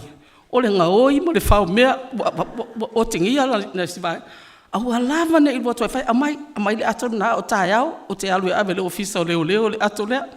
Ia mana whapena na whai. Alu rolo matua ia ave i o le ofisa o leo. A ua o le awali ilea. Tau fufusu i la lo la potu. O na leo o tupu le mea lea. Ia o le mea na tupu. Ua ngalo fo i vaenga ua ato o le masina o avele ato i ole. Ia ua ngalo fo i ala ua. Ia ua te ile sea fiafi. Wala ua tu lo matua e o mai. Fai le lotu. Uma le lotu. Fai lo matua. Ia o le ato lea. Ua toe vili mai le ofisa o leo. Ua ato o le masina. E le ai masesi e. Claiminga. O le ala. To e batu le ato e pule o lua ma le whaaso o le lua. Tupe le iai tutonu le onu sifutala. Ia o fiafi loa. O le la tala la e fai mai. Ua tuloa la whaasoa tai tōru sifuru ai whapele ai. Tā hoe whaatau se tāta mai tape recorder. E tu iei mua ta mai pese fo e tape aso la e tā ai pese sa mua. E la te whaalongolongo i la lo la potu. Ia, o le tala le nā. Ua fia ai no si vaenga. Ua le tu e misa e whaalongolongo la pese sa mua le. Le ua tāta i le la au le ana whaatau mai le la onu sifuru tā la. Ia, o se tala mo le uluai. Ta alofa. I le tangata sa tui matangi olo. A wale tau singa o le nei a inga. O se taitai e le langona se leo. A e le mawhaifo ina wa aia se fōlinga waita. Pa wale mea i loa aia le mato a inga wale fia le uluai pe a peiwa le tautala. A o se tangata whai a inga le lei, o se tangata alofa, e tūto o to o ale urua i mea umai whai ale mata wa inga. Ua umana te umai le urua i au matutua uma. Ia whaasoro te ei maisi wa inga le ei malo to urua ma le si o na usora i tifa. Ai tā lo whai.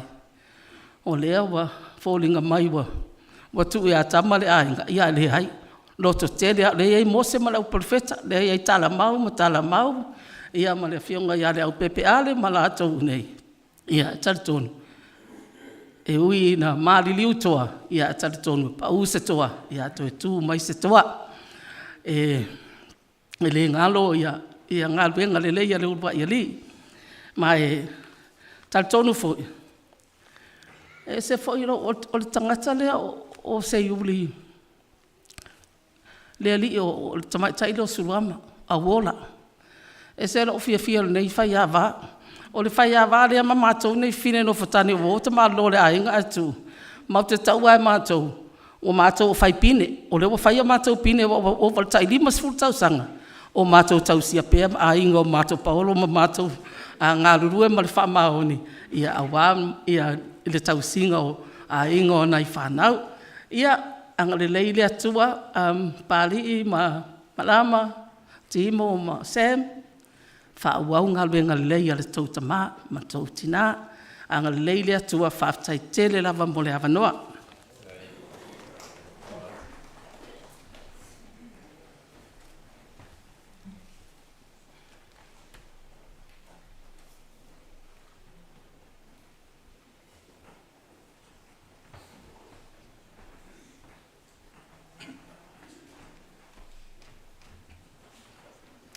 Umono whaatulou le nganga whaaloalo.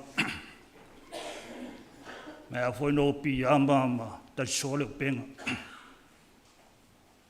Patalo whaatuai le nganga me le nganga whaaloalo I lau sunga te tai.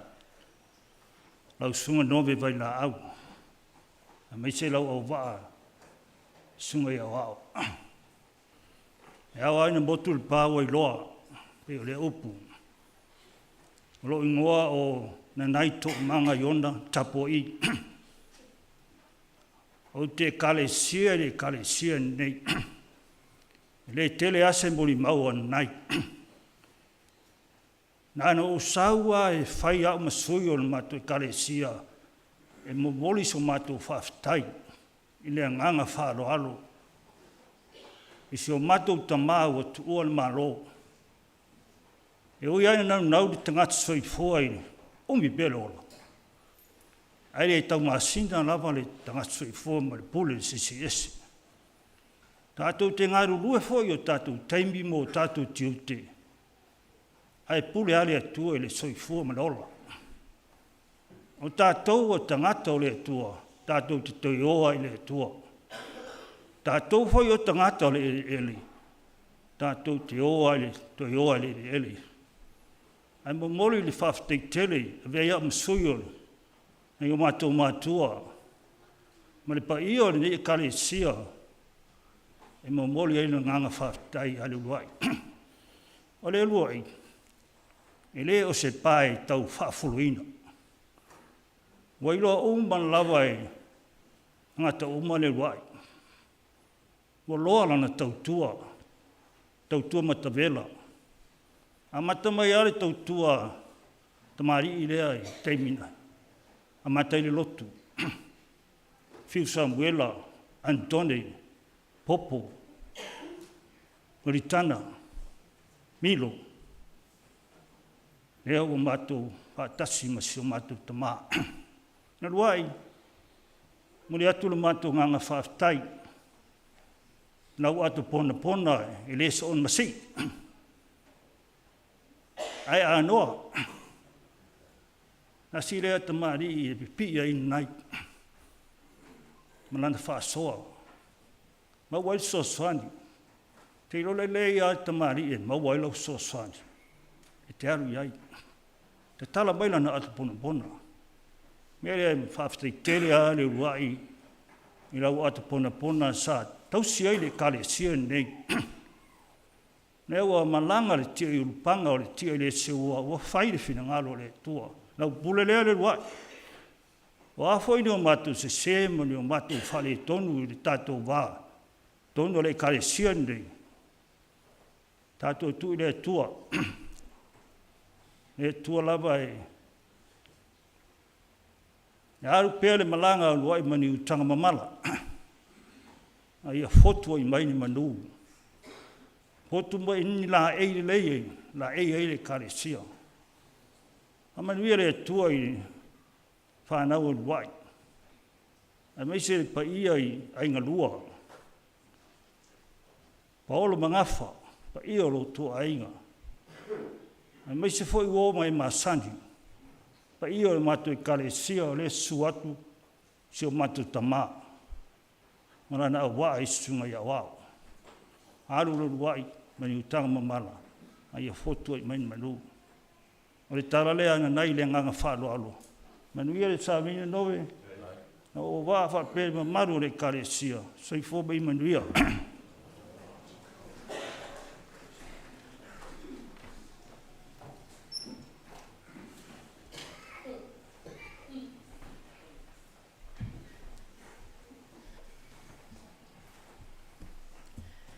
Mua na o whaatilo atu I lau sunga te ta.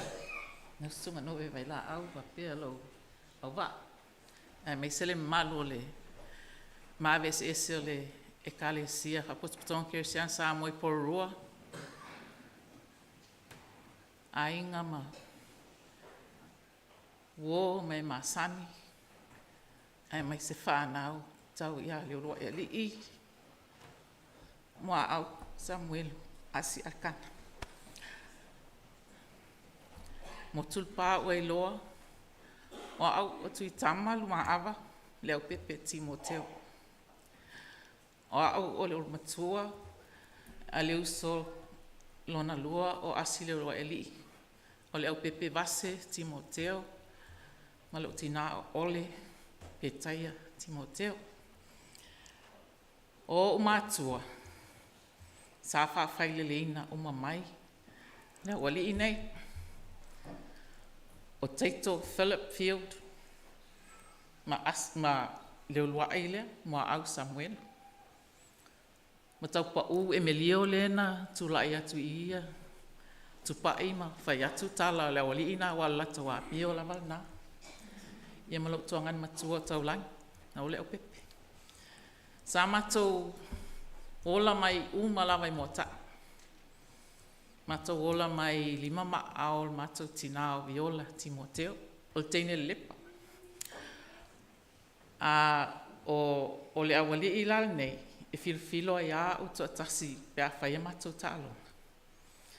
Le la te e tele ana le awai mai ia Samuel tulole ia swafa. Ona o ia e whaalangolango e lon tina e wala au e fai fe au uma e mana oai ma fai me e taun fai mo le aing fatu a tuli mai e fai sa matou pele ngā ma. A fai whetangisi. E sa oa viola sasa o male le awali matua ia. A le sa ma o ma Philip. Pe ia favorite ngā lo matua fai tam whaapito. E to mumua ia tau pa ue Emilio. Ma fai ei lakto fusunga muli tua i lalo mango e stai. E fia ho e whaalongo mai. O le e whai mai sa fia ia leo lua e lakapi. Al mea moni ia. O leo o Samuel le lakapi mo taa. O tal sa o ana. O muli vai ma lo langi. Tanga lo langi. Sa o leo lakapi. A o ia la cheerleader. E o cheerleader. Alu join le au fusua mo taa e whaataltali le au whai inga ia mo taa. Ia whai o lak fusunga mkulinga le au wala. O mena o te mantua ia Samuel e file mu mai. Ai mako vai la laku le au fusula la o. So me maliena o te mantua ia Samuel. Ai whawhetai, e le whapena lan whanau. O le tama le ia Nathan. Alo e tapala wipu pe ai o e mo taa ele. Ia te sema.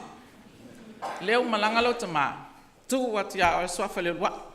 Nei se lua e tonu tu mai o tau fa solo e swafa le ainga. Wa leo atu mato ina e o amato e fastout. E fai melta to ainga fastout na o tau mota. O lo tala le ya oi. Ai fa ftai mo le amno. Tu fai ngal kana. Fa ftai wa e lava mai. E fai sau ngā luenga i lo usu. O lewana e aluma e nofo i California. A leo whawhtau matou mai vai atu e nofo mai i. Paise whi au mo leo luai, malan whāna. Ina e toi fo i lea. A o tau tala mau Iosefa, ma tala mau Dudley. Ia o lua nau tu atu e tatoa inga. I leila nisi matou e whamoe wa o mea nā sa tau na lua mulmuli e a leo luai. Lea lai manu ia ina nai. A le misi tātou ia. Awa mea wa elo luai. E ilon tātonunga. E tala noa e tangata mātua. O na whaile tangata mātua whatonunga e tangata laiti. E whai mailan tala whapena ia o lesia mātala noanga. Au whai atu. Leo luai. E whai mail tala nā oi. Whai pela o mea nai whai au uso mo tu whawhini. Awa. E whai mātou tala whaatasi mo uso mo tuangani. On fai e la i on matou tonu, fa pena fai o matou tonu. Ai fa ftai leo luai, a wa o mele sa iei, sa tau sito o tasi a oe tatou a inga. E le tai e fai mai a matou pe a in fala me lave, a meo mai tatou o e fai lea. So hopefully, o mena le a iei tatou a inga. Tala mai tatou fala me lave, tatou me fai. A waile i loa lai mātou ni a inga pēr whai tātou te leo whaatasi. Whai mena, lea lawa ai mai nei. Wa au sangi e tātou a inga. O ma oa mai nei wa. Pēr sole, o lau lai tira wa sa whai mai o kana. Ai whawhetai. Whawhetai lawa le whakasa po arua. Mo tau a lofa, mo tau a mana i ino le urua. Awa ua whawhetai au whaalongo mai wata watu tā le ni la lolo ai. Awa o ia sa taim pese mfua pese i la o ngā vai maunga. Ia so ia o ngā sa usu mai fo i utai vai wasem tau lao. O le mea tonu ana o le tā le ni o nei tangata. Ai no whonofa malfile e mua e loa sisi. E so ia se o toa ngai le luai. Sa ue alwi e manuia lau malanga. Whawhetai mo mea mana e whai e moi mātou. Ma tato a inga. Whawhetai tau si a inga, mau si a inga lei. E manuia lau malanga, nau wei, wana e wawe alu ia ula wau. E se i whaini o tatou aso. O lo whatele mai lava o ole, o tina, mama, mo a uso mtuanga ne uma, wana e watu a. Whai tatou tala ma tatou mafuta ele amatanga o mati ne tau sanga. Ai lava o lau watu le te whato whati a matou. Whai mai tatou e whailo ai, ale alea. Le wai sola. Ia manuia lau malanga, ta fimala ma e alofa ati o tatou ainga uma lava, e mai se ula wa o lo nofo fia, mai mfata tai mai mo oi. Ia manuia o tatou a fiafi whaftai, so i fua.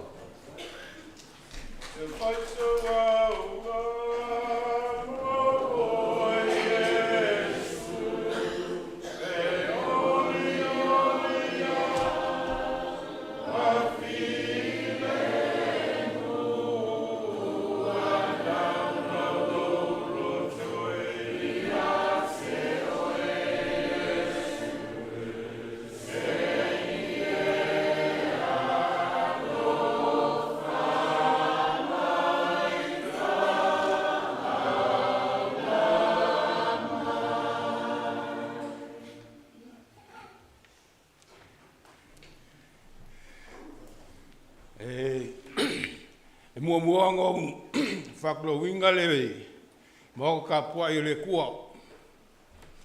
Suela sunga whawhengainga kaulangi o le kalisia. Ia whapea fue le pai e a inga makopu. E ma whailaunga, whalkua makausi, masawao, man maa losi o le kalisia. Whaisina o tala popo. O le molimau o le mako mafukanga sapali. Mako mafukanga mai le valulua, sfuluiwa valulua sa maka i ngei. Sa mako kalia in whainga malanga le awaluma sapali. I ka mai ho leo. O inga maka in mako mafukanga le valulua. O ke kalangua le kaimi o mua au sa. O ia lea sa mako fifilia. Ia pe ka iange o la ua lemba le fionga ia vui wo kua fon malo kaka makuangi al mako mafukanga sa fai mai o pe mangai a ue le yo ke vai mama. Pe ra o mai ka wakula i i sa nguanga ko ingangi. Pe ira a whaia umura kalika. O levanga ma fuka mua outside. Ai makere i masangi kongolungu. I o sapali. Wa ma ue whai paolo uma kua i sapali. O longo uso la suafa ia kangaloa. Lo langi. Leva mama fuka fiku ongo. Ngangala kwa a ke o kalorol mako mafukanga ele suriwa valua el malanga o ila ka mai hora e yo tana a makai mako mafukanga. Ole mako mafukanga mako inga nge ko lua. Iwa mako ele inka makange sa pali i kongolungu. Inge i woning konge a koa. Nga mako whaia wā. Peira o mako e pe makua whangare i ei a pe whikurunga ea ore e koe inga i e whainga o mako mea. Ia ma leuso leo o skivi whaea. O lau mai kau i e koe inga ngei. Pe ei le buwanga whasa mo kake make. A whai mai ko inga ke make e ko inga. O ko inga e se whainga ka, o ko inga ngi mako mafukanga. E le whainga ka langi mea whai. E whainga ka o sau nguanga e whiwa kau maki e hoa ngali. E vanga ngā lava lar ngā ka peila o au. Langa ko sau kongu a le ngā maki e malu. O ko inga ngi e kau mai o ko inga ngi o ke lo inga le la kau mai e ngofo lava e le so ngasi. Ai kasi ai le si ia ka whaalunga ku lava fo ngale lungo I kingo makangi le e sao le ia le mea lai whinga lo iei ia koe inga. O ngalu leo mako mawhukanga kuan malo le whionga ia vui ia peala o mai rora le kami o leo luai. O sua whaia leo luai fo la ia le whainga fora al mako mawhukanga nge le lua afe ma le wha. Kamu whainga o le mako whare sāfo I sapali, ia mako whangalinga whamapua ia le mako malanga ko mako woirola I le sa bolenga whau whale I lenga complain ei le kele o kaka koe fo I aku ia le waa e au mai ia le malo. O ngā wauki e o whalaolonga fo e ngu. O le ko inga nge o leo luai. E whainga kā ia ngā kailo inga o ngā winga. A whai mai leo luai ngō kālula I leo koe mawa whau pērua ki aso ngō ko mawanga la I o le aunga malponga I o langa saunguanga. Waka kia alfu ngar kake moe le po kake mawa whau. Po le ha le winga. Le ale winga le. O le manga ia fo ia. Le la wo mai kami o maku ai. Ia peila wo fai keke fo e ale so nga si I wo ngali. Ia wai o kala ko inga ngai ia so la makanga o mako. Mafkanga le o mako ku pa o inga le so si. I wo fo e kami o kamaku ai. Ia o kai la ngonga fo e ale ia le. I le songa si ere o se me ai kake lafi fo e la o kairo fo e la lafi. Ai se ima make mai fo e la laula I ki pe o ko lako ilo inga ia. Ia ala fa umon mo mau. Mo le aku le nganga fa fkai le o fionga le ruai kau poinga fo e kako ngu. Le ngaka leo le kalesia e kele o meo le kalesia I vai kame o tana. Vai kami o milo, si o mai fo ingi, ele vai kami o le sunga ya ngove. Ia le e mako ke o mai lava mai kau ngā luanga ngaka. Ngofo mai kau. Mo le aku le nganga whawhakai. Ai kasi ar whai upu leo la kaku pese o mai whamulmori, kako kula I mai ua vera al whala, whamalu lua kulava. Mai keki mai ai nunga se.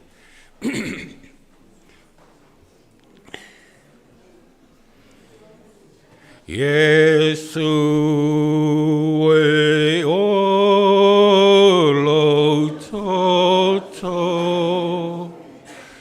ia o mangaloa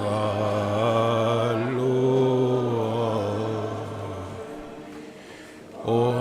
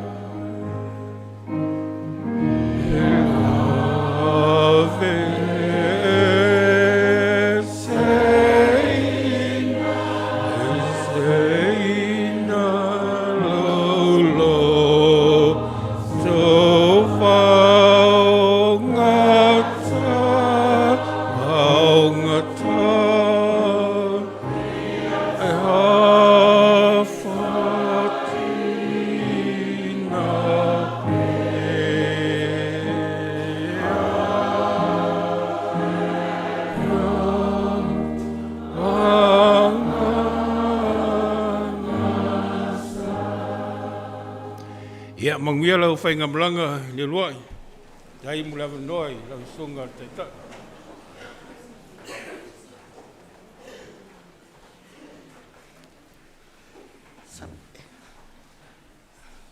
O lo oti, o lo manuia lea.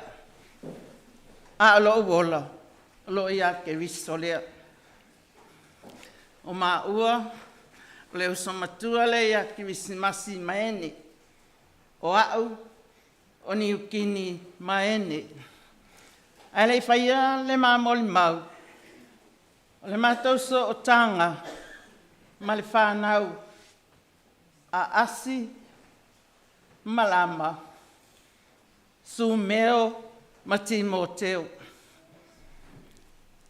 Na hoi toi lau, su meo ma ia timo teo ma viola, ma avelo mātou tina, whātasi, ma asi, o vase, o vaevā, o malilinga, a ua wala wina i la ua whaiwhi au le motu i to e lau.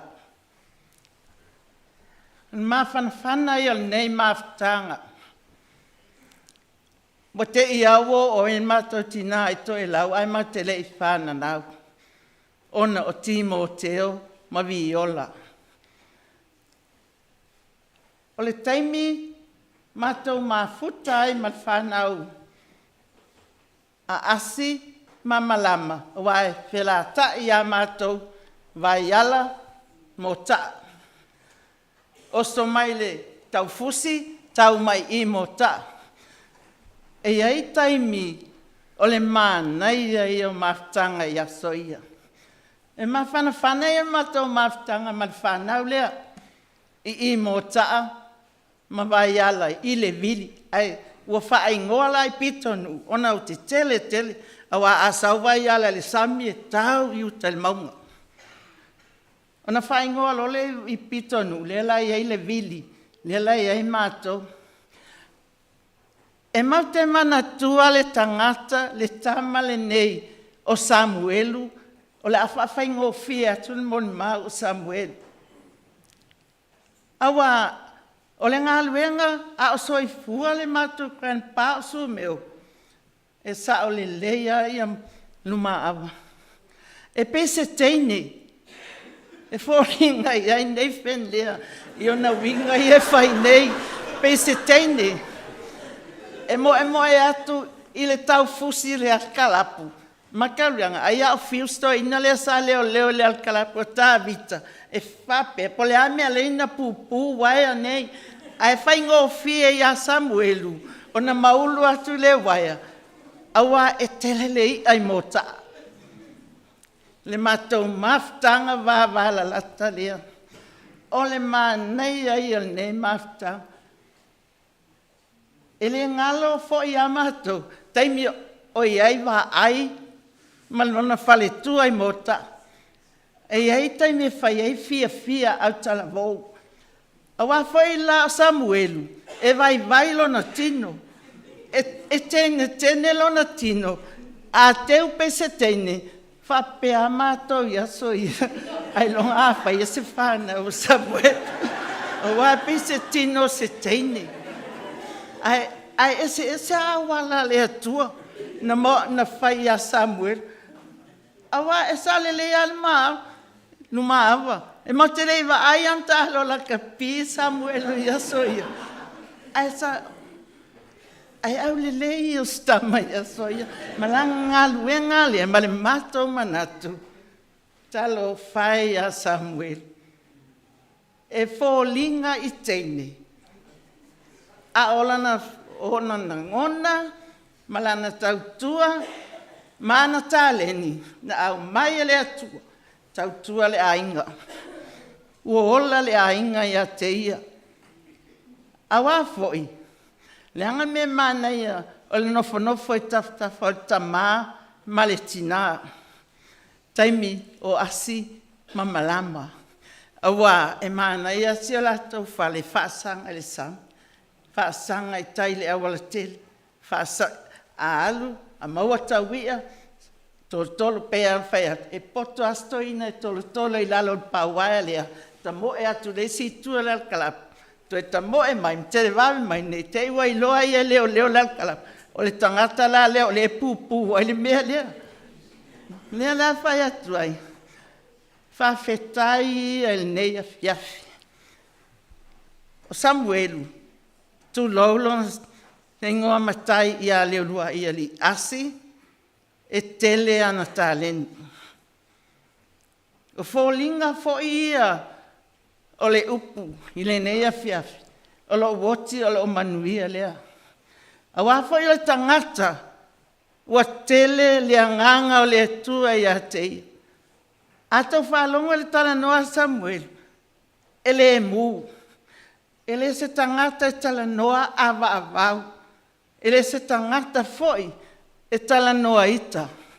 Po le a lava le momoli mainga le fe au Samuelu ia te oe. E talia fi le mua lo loto.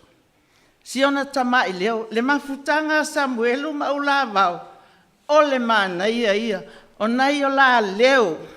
E momoli ai le fe au i leisi. Na mau popo ai le a inga leo. O le leo. O le leo e malu.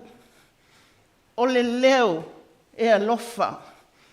O le leo au mai ai le fe au e momoli mai i ai tātou. O le anganga ngā o Samuelu a soifua. E lima maa fola foi. So se mea i to tono a inga, tono le kalesia. Ma so se tangata e sulu atu ia te ia. E le mawhai ona whapea mai Samuelu ia te oe, po le uluwai.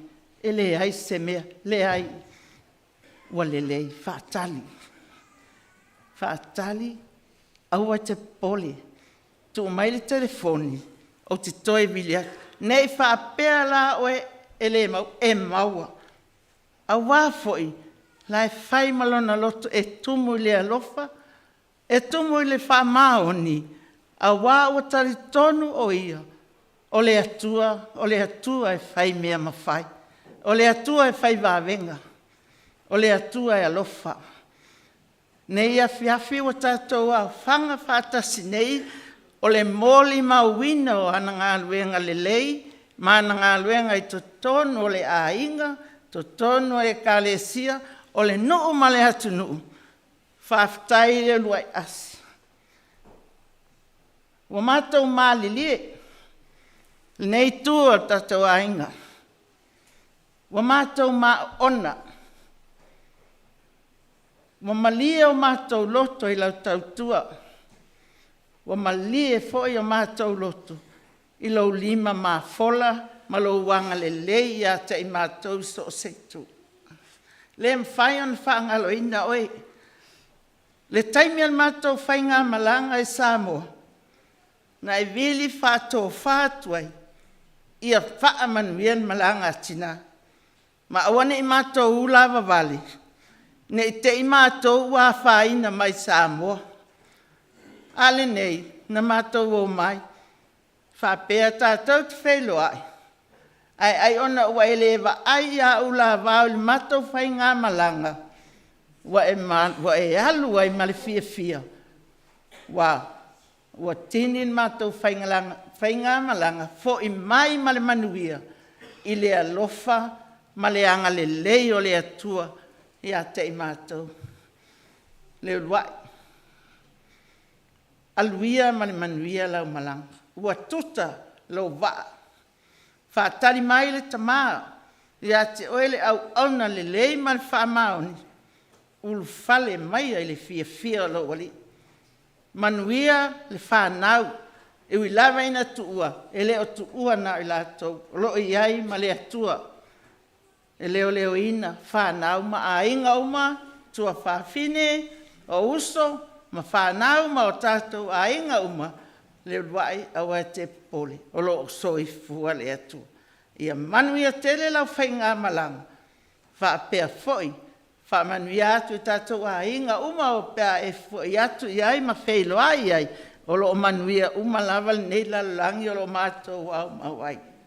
Whamanuia le atua le whaatsinga nei pō. Ia manuia tai mana nawa. Manuia fo'i nei whaatpotonga soifua.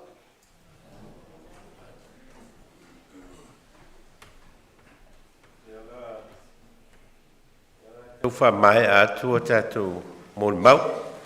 Te tonu o vela whala. mo tātou. Ia, a umalole mōli mau lea, ia on tātou se e lole lesi vaenga o mōli mau. Tātou mata ia le uruai ma le slideshow. Ia, papena fo ia le pese o le alangi na le whanau e uruai mai ngana lua.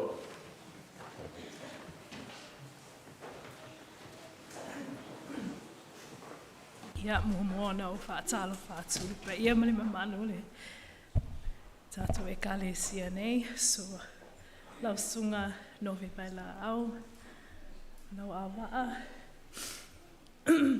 o la wingoa o tō manino Cassandra Peel, ia o lo tina o Suluama Whiaunati, lo tama o Seiuli o Wala Whiaunati, ia o hau fwoi o le nis, lea o le lua ia lii Samuel Uasi. Ia, whamalulu atu tatu e kalesia. O le a whaaperetania lo o mōli mau, o no lei, hei tupulanga ma tangata non-speaking Samoans I nei. Yeah, just greetings to you all in the name of our Lord Jesus Christ. My name is Cassandra Peel, and I'm the second sibling. My brother Ali is here. My sister Karinia, who's over in France at the moment, cannot be here today, but sends her love. And my two younger sisters, Lalena and Wara. I had the privilege of living with my uncle and auntie for a couple of years. And I sat in this church many times on Sundays and for funerals, and never did I imagine that I'd be sitting here today doing a mulimau for my uncle. He was an uncle that we thought would all live for eternity, because he was just always at our family events. Not once did he miss a milestone for every single one of my cousins. And the last being that he attended was my wedding, which I was very grateful for. Everyone has already said some things about my uncle, but one thing that I'm a bit confused about is everyone says that he's musical. When in the 2 years that I lived at Karina, I can tell you now, one bese, there were like 8 octaves that he sung. And I was staying there with Jalen, who I was hoping would be here today. E so yeah, usu le mā pese that uncle and auntie would make us go every night for our whainga loko. So, uncle,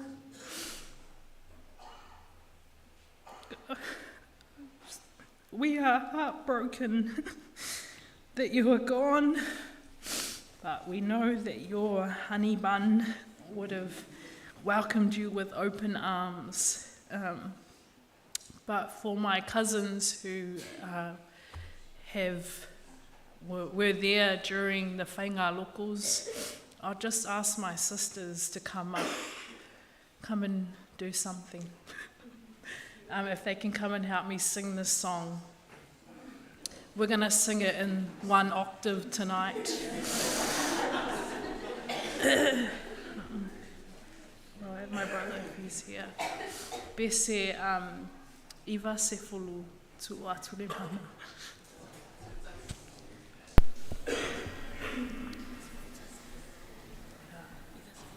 Oh, iwa sefulu. E la oko. Tu atu le mana atoa mavinga I le mesia le faula moni alalanga tato ilona suafa awale mampu I le fanene. Alleluia,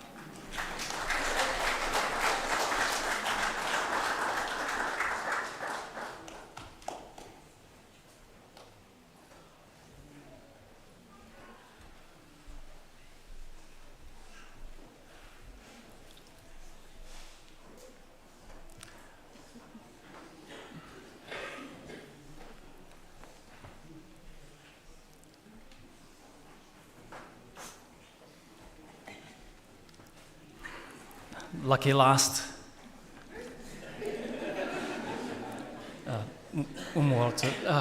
Umoli atu whawhtai, le atu wai, mo le sauninga ni pō, ma langa alofa, ma lana lelei, whawhtai te li lava, mo le awanoa, sunga tai, ma wa. My name is Ronnie Ussie, my sister Regina Ussie, and my brother Robert Ussie. He's not the caterer.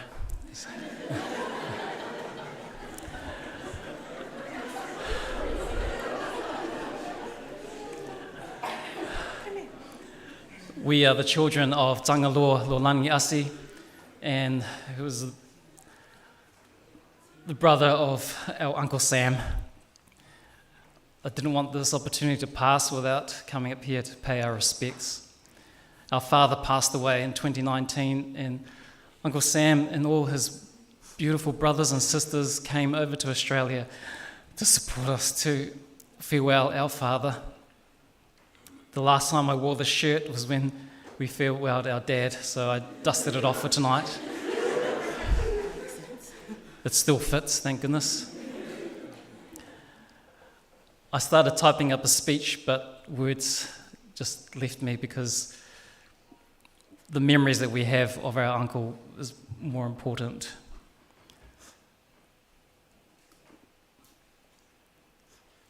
Uncle Sam was a man of not many words, but he was a leader in the family. And we saw it every time we got together as children. My dad and Uncle Sam, they had a love-hate relationship. They loved it when they were right, and they hated it when they were wrong. But the brotherhood was strong, and we saw it every time that they came together. We farewelled our Uncle Mulivai, and we farewelled our dad, and now we farewell Uncle Sam. We love you. Our mum, Callistatina, who's unwell, who couldn't travel from Australia, she sends you our love, her love. And we thank you, Uncle Sam, for your leadership in looking after our whole family. I wasn't too sure about him having female traits, but I did know that he had the biggest smile. And every time he laughed, you could hear it and remember it. We will miss you. We will promise to look after your children, your grandchildren, and Nathan will look after all of us. We hope you have a safe journey to be with your beautiful wife, Auntie Val, and we hope that you and my dad don't argue too much. Manuia Lomalanga.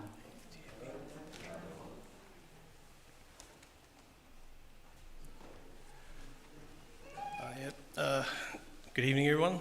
Welcome to a celebration of Uncle Leoluwaili. I'll keep this short.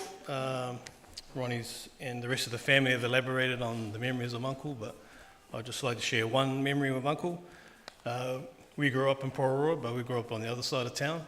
So grew up Catholic, and Uncle obviously was on this side establishing this church. So because we were Catholic, Uncle must have talked my dad into bringing our family over here to do White Sunday.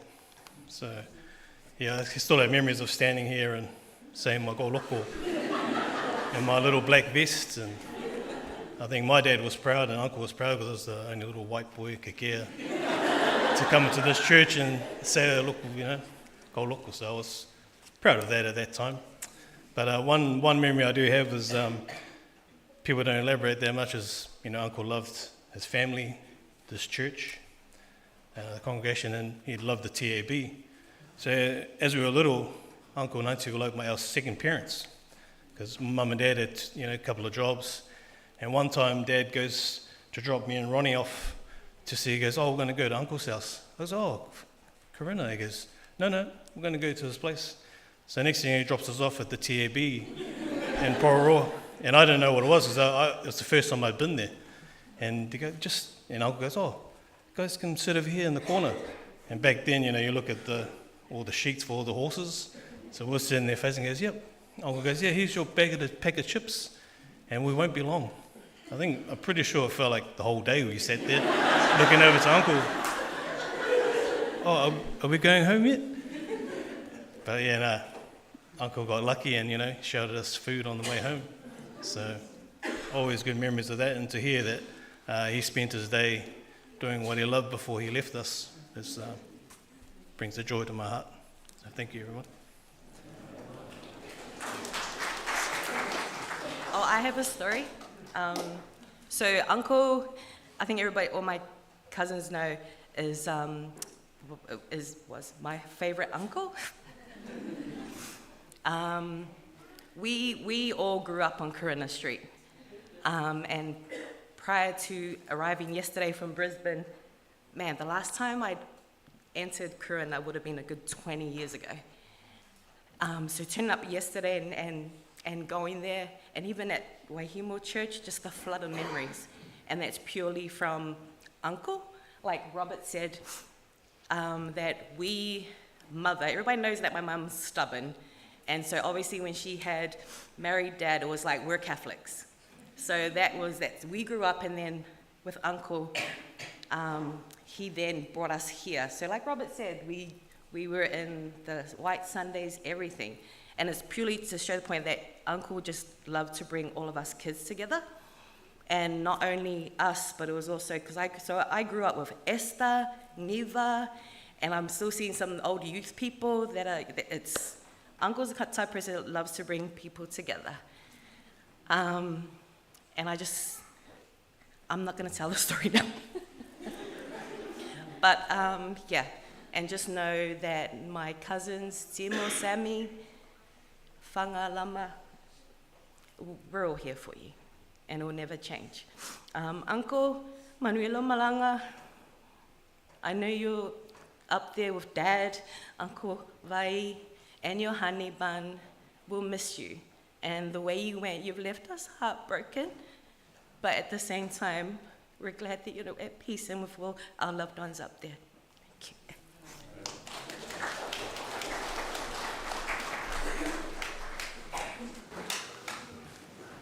Sorry, but we need to move forward. So can we? Is that the slideshow now?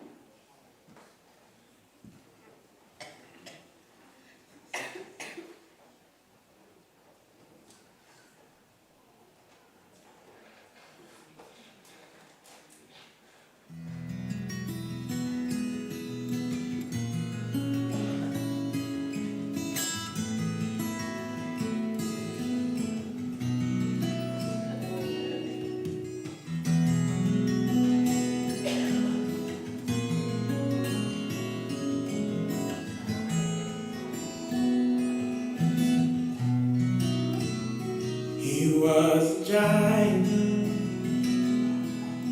I was just a kid. I was always trying to do everything he did.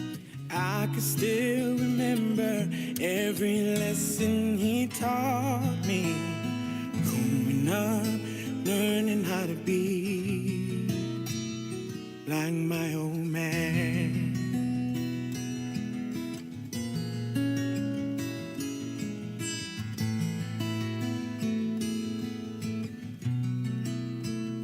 He was alive. We were our father's bride, but I was the fine. When he made me walk the line, he knew how to lift me up and when to let me fall. Looking back, he always had a plan. My old man. My old man, feel the callus on his hand and dusty old road. My old man, now I finally understand. I have a lot to learn from my old man.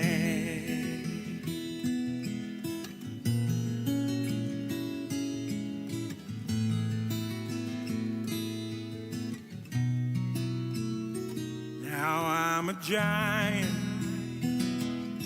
got a son of my own. He's always trying to go everywhere I go. Do the best I can to raise him up the right way, hoping that he someday wants to be like his own man.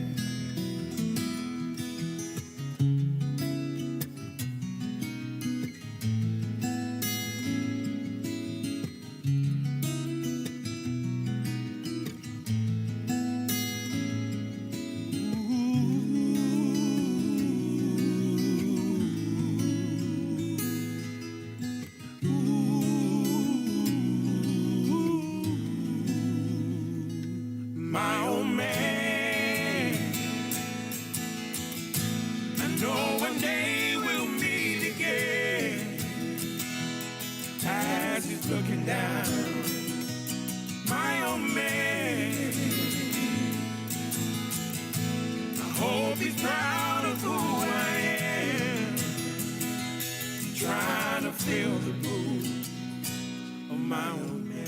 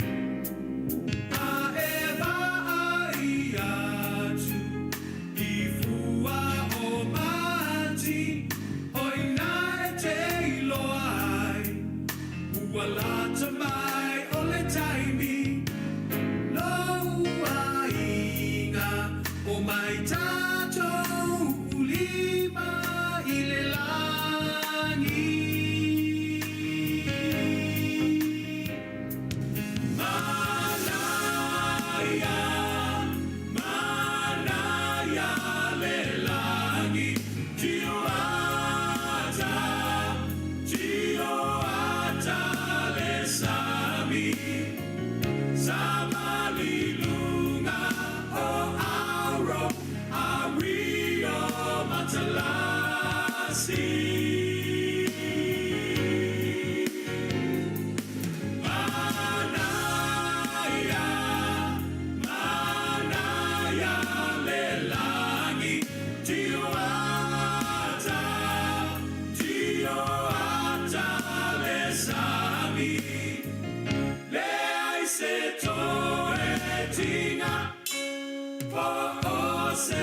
toi tangi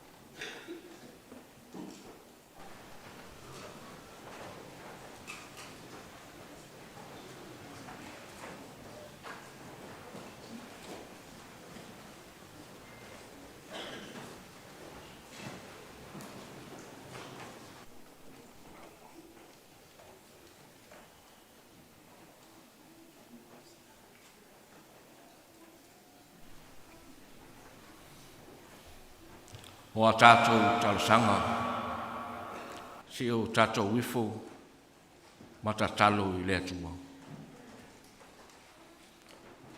Lea tua, sili e se, o le mātou tamā e whaavau. O le atua, o le pōngai o le ola, wai fōa ina i le tangata, ina ia ngālu e ina mavi ia ai laua fio. O le atua wa sili o na lata mai, e au mai le mauti noa i o mātou loto. O mātou iai i tū waso, le loi mata malingi ma le loto whaano noa. I no mali liu toa wa mauma wai a upenga o le taua. Ai ua lava a lua lofa tu noa. E a vea ma vaila au. E whaatupo tele ina ai lo mātou whaatua tua ma le moli o le mātou a lofa le o fio. Ina i loa ai. O le oti. O lo i luma atu le wha moe i le ola e whaavau. E tini iai le tausinionga le tangata whaatuatua. Na ngona lava le loto whaaftai le whaalinga o lo mamalu. Mao lava mea na malanga mai nisi. Ona ole moli mauina o le siri ese o lau fio. E ala i lau wala upa ia i lau ana ia leo luai. O le sa tu i matangi olo. Le tau singa, ma le teta inga o le latu a inga, ma ona tangata tu tupu mai ai. Whapea o lea sa matu ma futa ma mili tino whatatasi. I to tonu le kalesia e ala i le tūlanga whaso o la fio Kristo. Na ngona le whaaftai i moli mau o le nepo e pēna whaalongolongo iai, moli mauina le soifuanga lo ana. Ma ua atangia ma iai lona whaonga ina, lona soifua ma lona ola. E ala e whaonga ina tatau o tā leni ma ngā wa. Whaaftai au mea lofa o e tufa ina o whaasoa ia te ia. O le ngata le tō whalo loto ma le whao tanga tatau. Ia e whaapea fōiri ngā so longa o mea tōne nuu ma le a inga. Whaaftai i loa lofa tau muli muli. Wa le tu una lava i mātou, e o lava se iota i o mātou ola. Alo wa lofa tu noa wa siri lava lea, i me mātou te manatu iai. Whaaftai le li ilo mātou atua, i au a fionga pa ia. Whaatonton whalau mai o mātou wala, i me e te whina ngalo ai. Alo wa nganga pa ia, o le mawai lea i lunga i e mātou. E maua e mātou le loto to a file mu ma le mawhana ma le o fio. Ae o sile o ia mea o le whalotanga o saunia Iesu Keriso. E ara i lona toto na tafe mai le sa taulu. Ma ngalo ma toe maua e mātou le whesota inga ma le o fio. Pe a whai mātou ta sala mō ma tali tonu lo lava whalotanga. Tu mau le o fio le atua ta male alo ma le ngangasa. Le vi inga, le whamanu, le mamalu nei se ia o i le whaavavau. O le mato o lenga i o luma, mato te talu. Po a lama, so sila, mani whaale tonu la o ana ia le luai, ia e whaamangalo. Wa fōi o mato se, ma whaale tonu le li iero mato atua, ina o mato wa i tui pea i lau finangalo. Ina ua wha mua mea mātou te loto iai. Ia e wha tua nai mea mātou te manu iai. O le mātou o lenga leo fio. Ia a vea le toto o Iesu Keriso. Mā ngalo ai mātou nei tanga sala. Mātou e watu mātou inu mawhutanga mawhana mano fio. I le ola e whaavau. Mātou talo e whamanuia mai. Le mātou tapo inga nei, ia mana pea lo whina ngalo i loto ma nganga tangata. Ma ia mātou la ngoni na pea, lo mātou le tusa, ma lau se whanga pa ia. Mātou talo i wha maise lo wanganga, ma i wha mawhana I alo o asi, ia whapea ia ainga na lua, ia mau mātou tangata nei. Mau ai mātou le toa while mu, e are whapaolo mai o au wanga le lei. O ma malu mai le pō, maona whaingatā, a olu manai malo olunga. Ia alofa mai le ie, pui ma malu tia ro mātou wola. Ala whai a tai au, maona fuanga. Mātou lenga lea, ala atu e suke riso le mātou li ima le mātou whaola. Amen.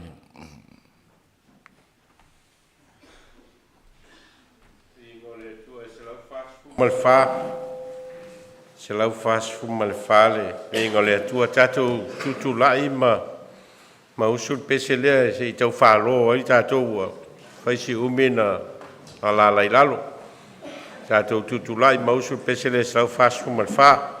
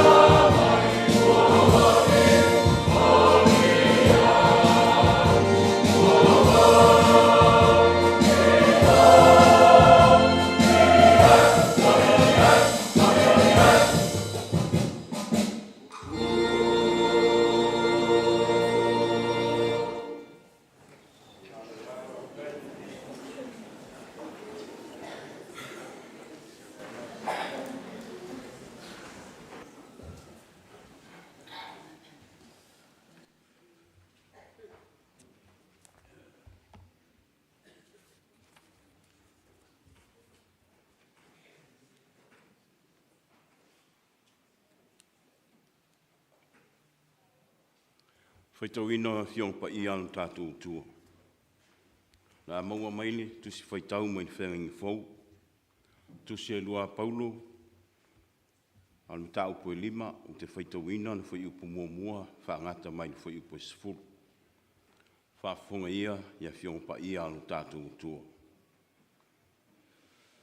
A wau o mātou i loa, a whai e le petia lo mātou whale a pitanga, whale lalolangi.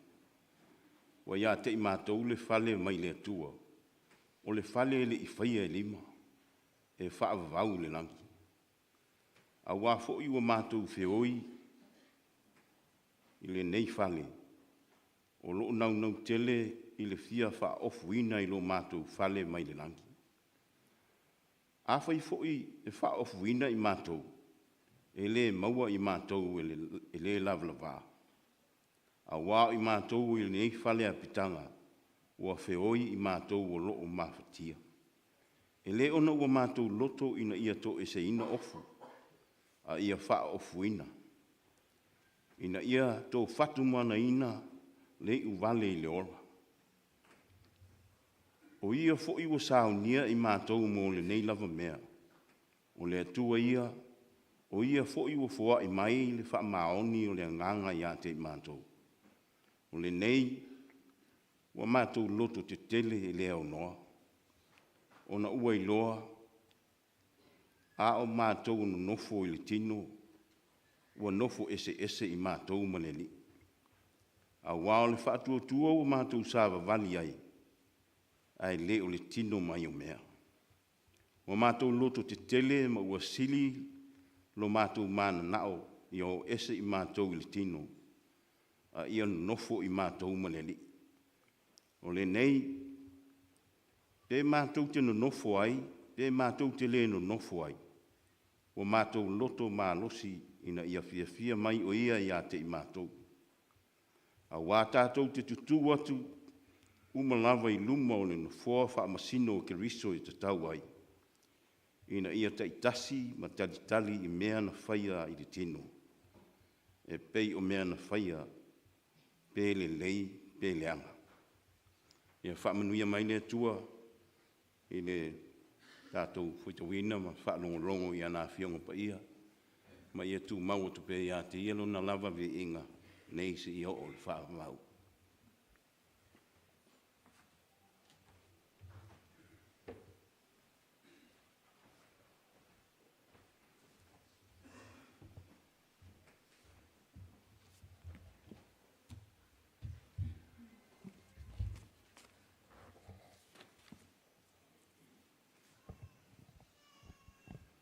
Ia tātou te talo. Ia mālia upolo ngutu mawhawhaunga o mātou loto i lau whawhaunga o mātou atua o lo mātou papa malena te tongi ola ina i mātou. Ameni. Te manatu bela alfala. Umi vol tātou sauninga. Po ai ale whai launga fia masau saulana lau. Ai au ai na unga tātaringa. Mo le fia whaalongoa. O manatu foi. Ale umisa launga mo tātou ne fiaf. Ne au wa launga ia le soi fuanga o le uluai. E tusa moni mau. Ia sa wha soa ia i le ngata o ainga na lua e wha perfoi o alam whanau.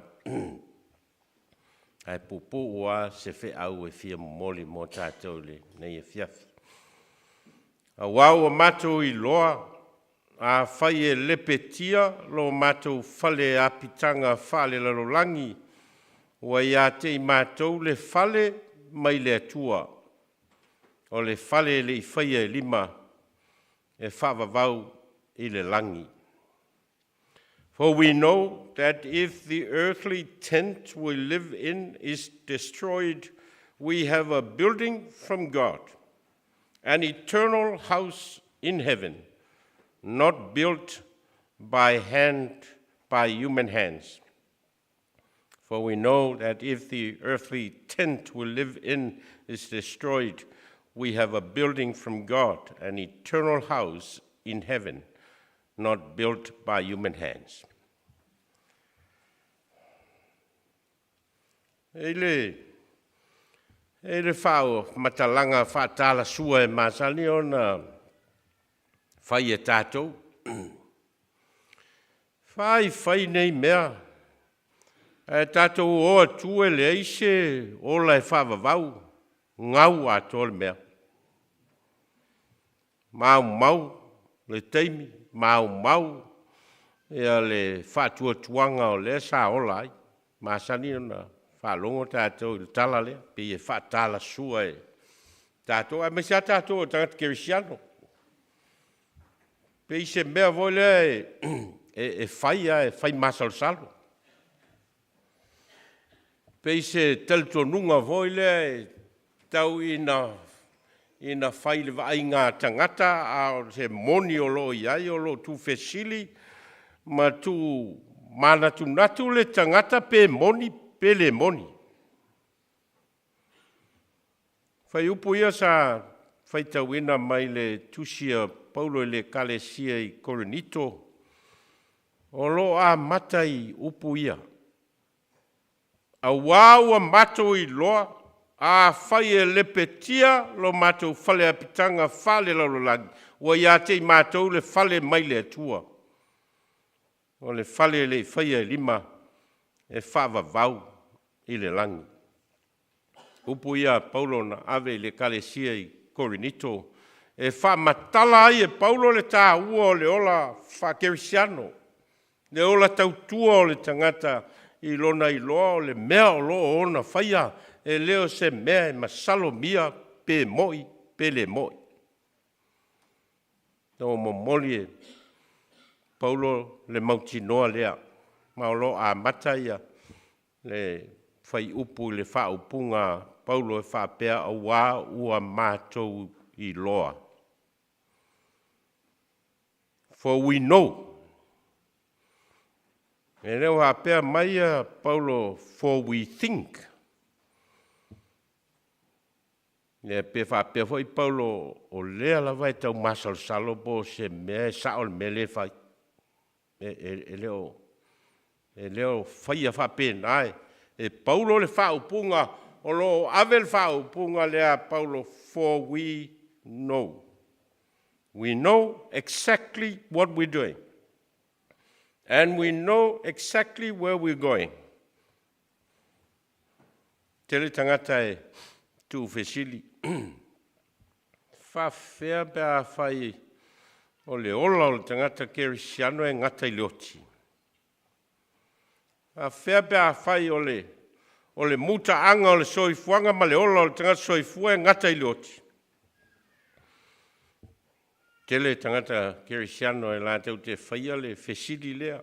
A tele foi tangata le fatuatua la tau te fesili ngia le me lea. O le me o iai le o langa o le tangata ola pe a o inoti. Te laua manino alfa matalaina e Paulo. Tato masani le tala le soifuanga o Paulo. Tangata sa wai. Tangata kerisiano. Ia matau mawhai fo ina ia titina le teletonunga wha kerisiano au tato uloa le mea na tupu ma le suinga o le o langa o Paulo ina ua alu ina na malanga i tā maseko ai whei loai ai ma Iesu ke riso toi tu. Ma suia atoa ai leo langa o Paulo. Ma suia atoa ai ma lananga lue. Ma suia atoa ai ma mea na ia whaia i ona aso na totoe talu mai le aso lea ma le mea na tupu ilo na o langa. Lea lawa le ngata i na alu e mamoli le tala le lei nu ese. A lea wana tu sia wha matalanga e ma whai ai ona whai tau ai. Isi foi tangata o isi au ngā tupulanga i le mea na tupu. Ma le moni o le mea o muli muli ai. Lea lae, ave ai e. Paulo le wha upunga lea i le kalesia i Korinito. Le kalesia lea sa tele na la tau fisilingia le moni o le mea tau o le toe tū. Tele na la tau fisilingia i a le mata upu lea pe toe tū main tangata woti. Ne la sa tusi ai Paulo i le kalesia le i lana tusi mua ma tau wha matala i a lātou. Ia le winga o le mea tau o le toi tū mai o tangata wauti. A lea lai lana tusi lona lua leo wana a vea i ta upu le sa tātou whaitau ina maolo a matalava i le wha upunga lea. Wau a mātou i loa. A whai e lepe tia lo mātou whale a pitanga whale lo lang. Ua ia te mātou le whale mai le tua. O le whale le whai e lima. Whaava vau le lang. Lua me tāua o lo tāua e Paulo i upu i whai upu i sa whaitau ina mua. O le soi fuanga lue ma le ola whatua tua o le tangata o telitonu ia Jesu Keriso. E le fesilingia le mea ngai ai i le lumanai. Lo manino le leil whamatala ina e Paulo le melea. Ma o lo wha upu e Paulo e whatusa me lua. O le whatususanga o le whale a pitanga whale lalolangi. Ma le whale mai le atua. Le whale le whaia lima. Lo manino foi i le wha upu ina e Paulo whai mai o le whale a pitanga. Ma le whale tū mau. Whale a pitanga o nao se mea i api ele tangata. Nao na malo lo i ai. Nao wha matala ai la e Paulo. O lo lato ngā luenga o lo whai o tangata o lo ngā lulue i to tonu o le whale a pitanga. Ai o lo i ai le whale tū mau. E iu i ai le soi fua ma le ngā luenga o le tangata utua. Melo na rua. O lo tā ue e Paulo ia le whaupunga lea o le tō whatu moana ina o le vale. Mai Paulo, e leo no o matou loto ina ia tō ese ina ofu. A ia wha ofu ina ia tō whatu moana ina le vale o leola. Ina ia tō whatu moana ina le vale o leola. Nei vale o le ola o le tangata e mau lon soi fua ma le ola an fua ia i le atua. E le ola i se ola whatua tua, e le ola fo i se ola telitonu, e le ola fo i se wha moe o loo i aile, le ola wha vavau wha tasi ma le atua. A tātou tangata kerisiano e le fisini ia le mea lea e tātou. A wā le soi fua ma le ola tangata na whaia e le atua, na whaia e le atua i le ele. Na mānawa ia i le atua lo nā nganga e ola ai. Me o le so tanga leo le tangata soifua ma le atua lo nā nganga. O le me whanau mai ai, le ola ngalue, ma le ola tautua, ma le ola whatua tua i le atua, i le ola nei. Whanau mai le nganga o le tangata, ua taita ina i le nganga o le atua. A le ai lasi a nganga o le atua e teita ina ai, a le mawhauwhau, ma le loto, ma le nganga, ina i ofo ina le soifua, ma le ola, o lewa au mai e le atua e ola ai. No inga life siningia foi la po fen me anga i ai, tu atu le oti. A lea lau fai mai Paulo. Fa ofu ina i mātou. A ofu ina i mātou e le atua. E na ia tō fatu moana ina li vale o le ola. Tātou whalongo i mōni mau o le soifuanga o le orua i ali. Lesto nai to a fai ese mōni mau o le whaiwhi au. Tu sa male o le whale nganga o le whionga ia te orua i ali asi. Ai o se tangata wafulan tau tua le whiau malanga ngā le tua i tono le nei au lotu. Ne ngata ia te ia e whapena foi la ua mau la vau ma le whanau. Tangata ni se o tangata wa lewa na ngā lua i le au lotu ma le kale sia nei. O mai foi ngā lua ma tau mawhai le whiau malanga le tua e ala i le whakasai porua nei. Ia ma wawa i pēr ma mōri mauri soi fua ngā lua. Al soi fu ngā lua o tangata e le fesiling ia po whea ngā i airo la te wola tau tua. Al ngā lua e tangata ua mauti noa lava o lo la te wola ngā lua mo le atua ma le soi fua ofo i natu. O le whaalinga leo lo lato mautinoa. E na ia tō whatu moana ina le ola i uvale. E na ia le maumau ina le soifua o le tangata. Upua Paulo na whai i le kalesia i kaletia. A wai leo toi ola au ke risolo ola i tonu i atea. O le ola foi olo o ola i nei. O le ola lea i le whatu tua i le alo le tua o lea na ia fo ina mai o ia e ia lava mo au. Au ina ola whape nai tātou ona le tu fesili leo le tangata kerisiano po fe me iu i eilo na ola. A wai iu lava i a ao le tua. Tātou whalongo i naile. Upu au mai le au ona le ia man whamaoni. Ulu whale mai e le fia o lo li. Sa e whamaoni nai me iti o te tō fia o e pulei me tele. Wheta lai fo i e sue tele meno nofo ai. E le maota o lo tamana le aise manu o walue. Sa uni se meno nofo ai au tau. Mauti nola. Tusa ma le whatu o tuanga wha kerisiano. O le soi fua tau tua o le tangata kerisiano mo le atua. Ma le wha linga o lana soi fua ofo ina mo le atua. Mauti nola. E iai le whamanuianga.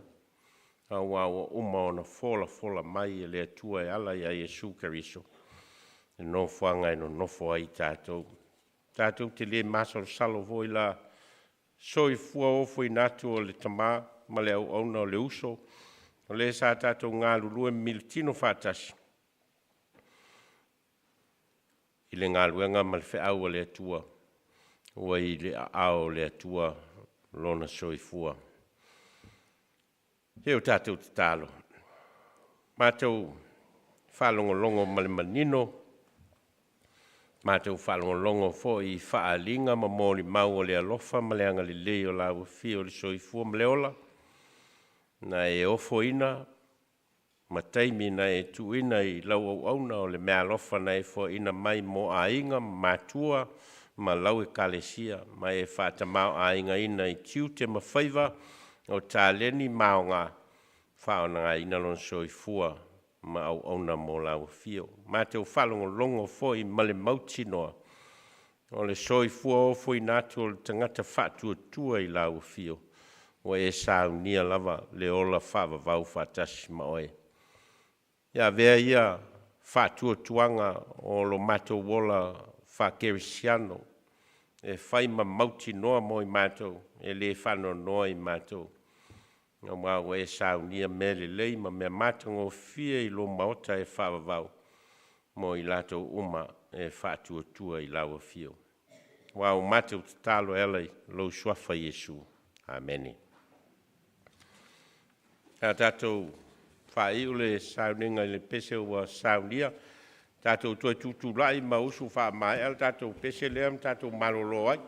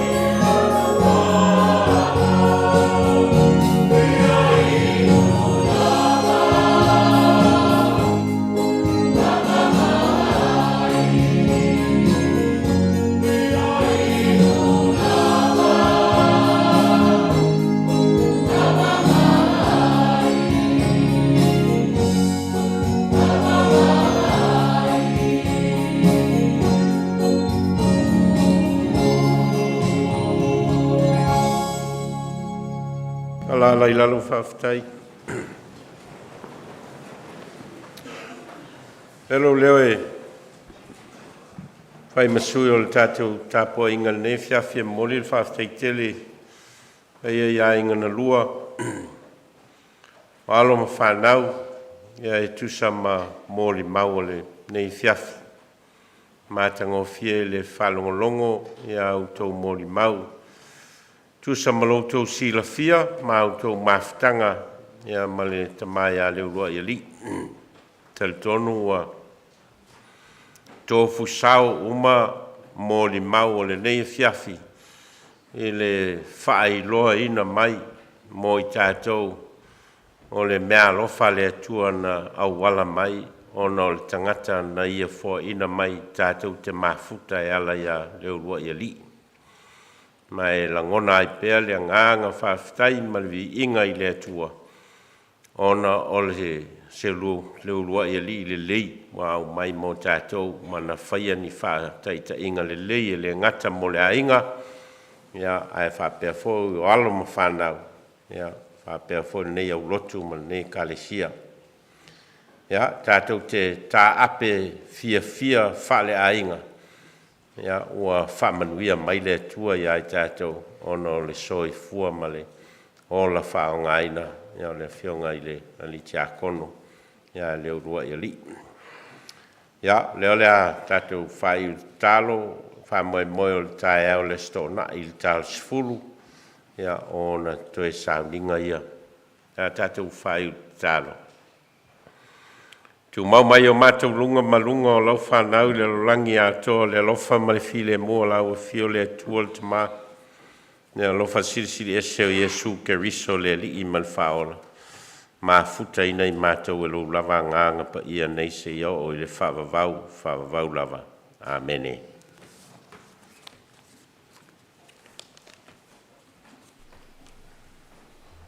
Te manatu le ua sili o fele se unga. Wala lafu foi o stabili le ngā duenga sa whitai tunga iai le au whi ngā duenga pa ia ni vaenga o le fiafi. E manatu foi le ua tutupu matangi i liu whao sifia foi ia bue ngā duenga o le nganga whaafitai. E muli foi le li i nei vaenga o le fiafi. E tonu foi ua utufia le nganga whaafitai o le atua. Wha mawhanawhana foi pa i o ainga kua. Tusai foi ma le tapo inga nei a fiafi. Peo na mana vai le lana uauna, ma lana ua nei vaenga o le aso. Ia, whaatulo fo il pa ia inga lua il nei vaenga o le fiafi. Ewe ailo leo, whai fo i mafonga o matufa le nganga ia, le pa ia o le kalesia i on tulanga whalupe. Ia, e walau lia tuai ma le whaalualo, i pa ia i ainga, ia me se fo ia i lupe whaalele pa ia o ainga. Ia, o tapa au ma ainga o roto ainga. Ia e mse foi le lolo o le tātou mawhitanga le nei vaenga le fiafi. Ia, wā foi le tātou i puti, ia ua tāpe naina nei kalesia, ta maara ngā luenga ma le whalitua whapea le kalesia i polo nei. Ia e tau ntana mas nei ai foi le tātou mawhitanga le nei fiafi, ia on tātou apea i le lofa ma le anga leo le tua. Ia, o le amai ane nei sauninga, ia angai atu le tua le horo, ia, leo wa ta pena mai ai le tato ma lu fiafi de yasu yo le malau le ma fa alu pa ia ai nga dua ia fa ftai.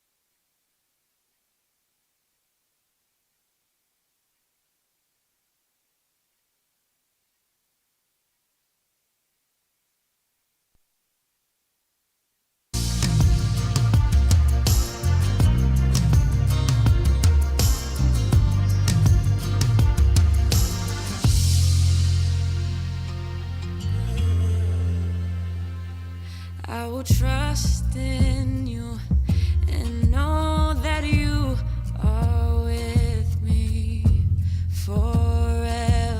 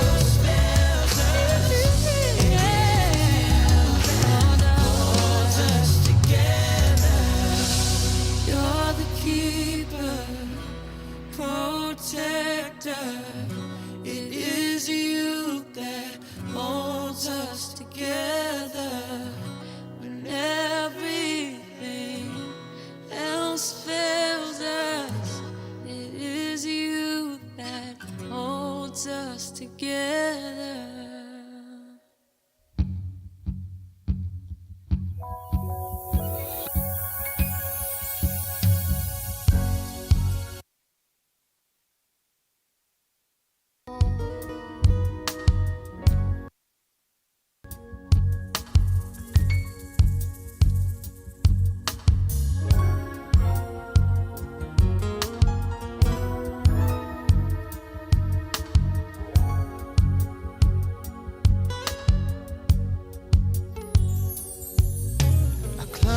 To the highest mountain, looked all around, couldn't find nobody.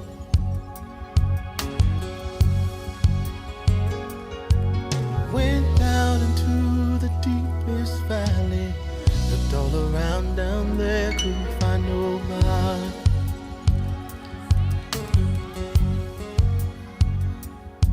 I went across the deep blue sea, couldn't find one to compare to your grace, your love, your mercy.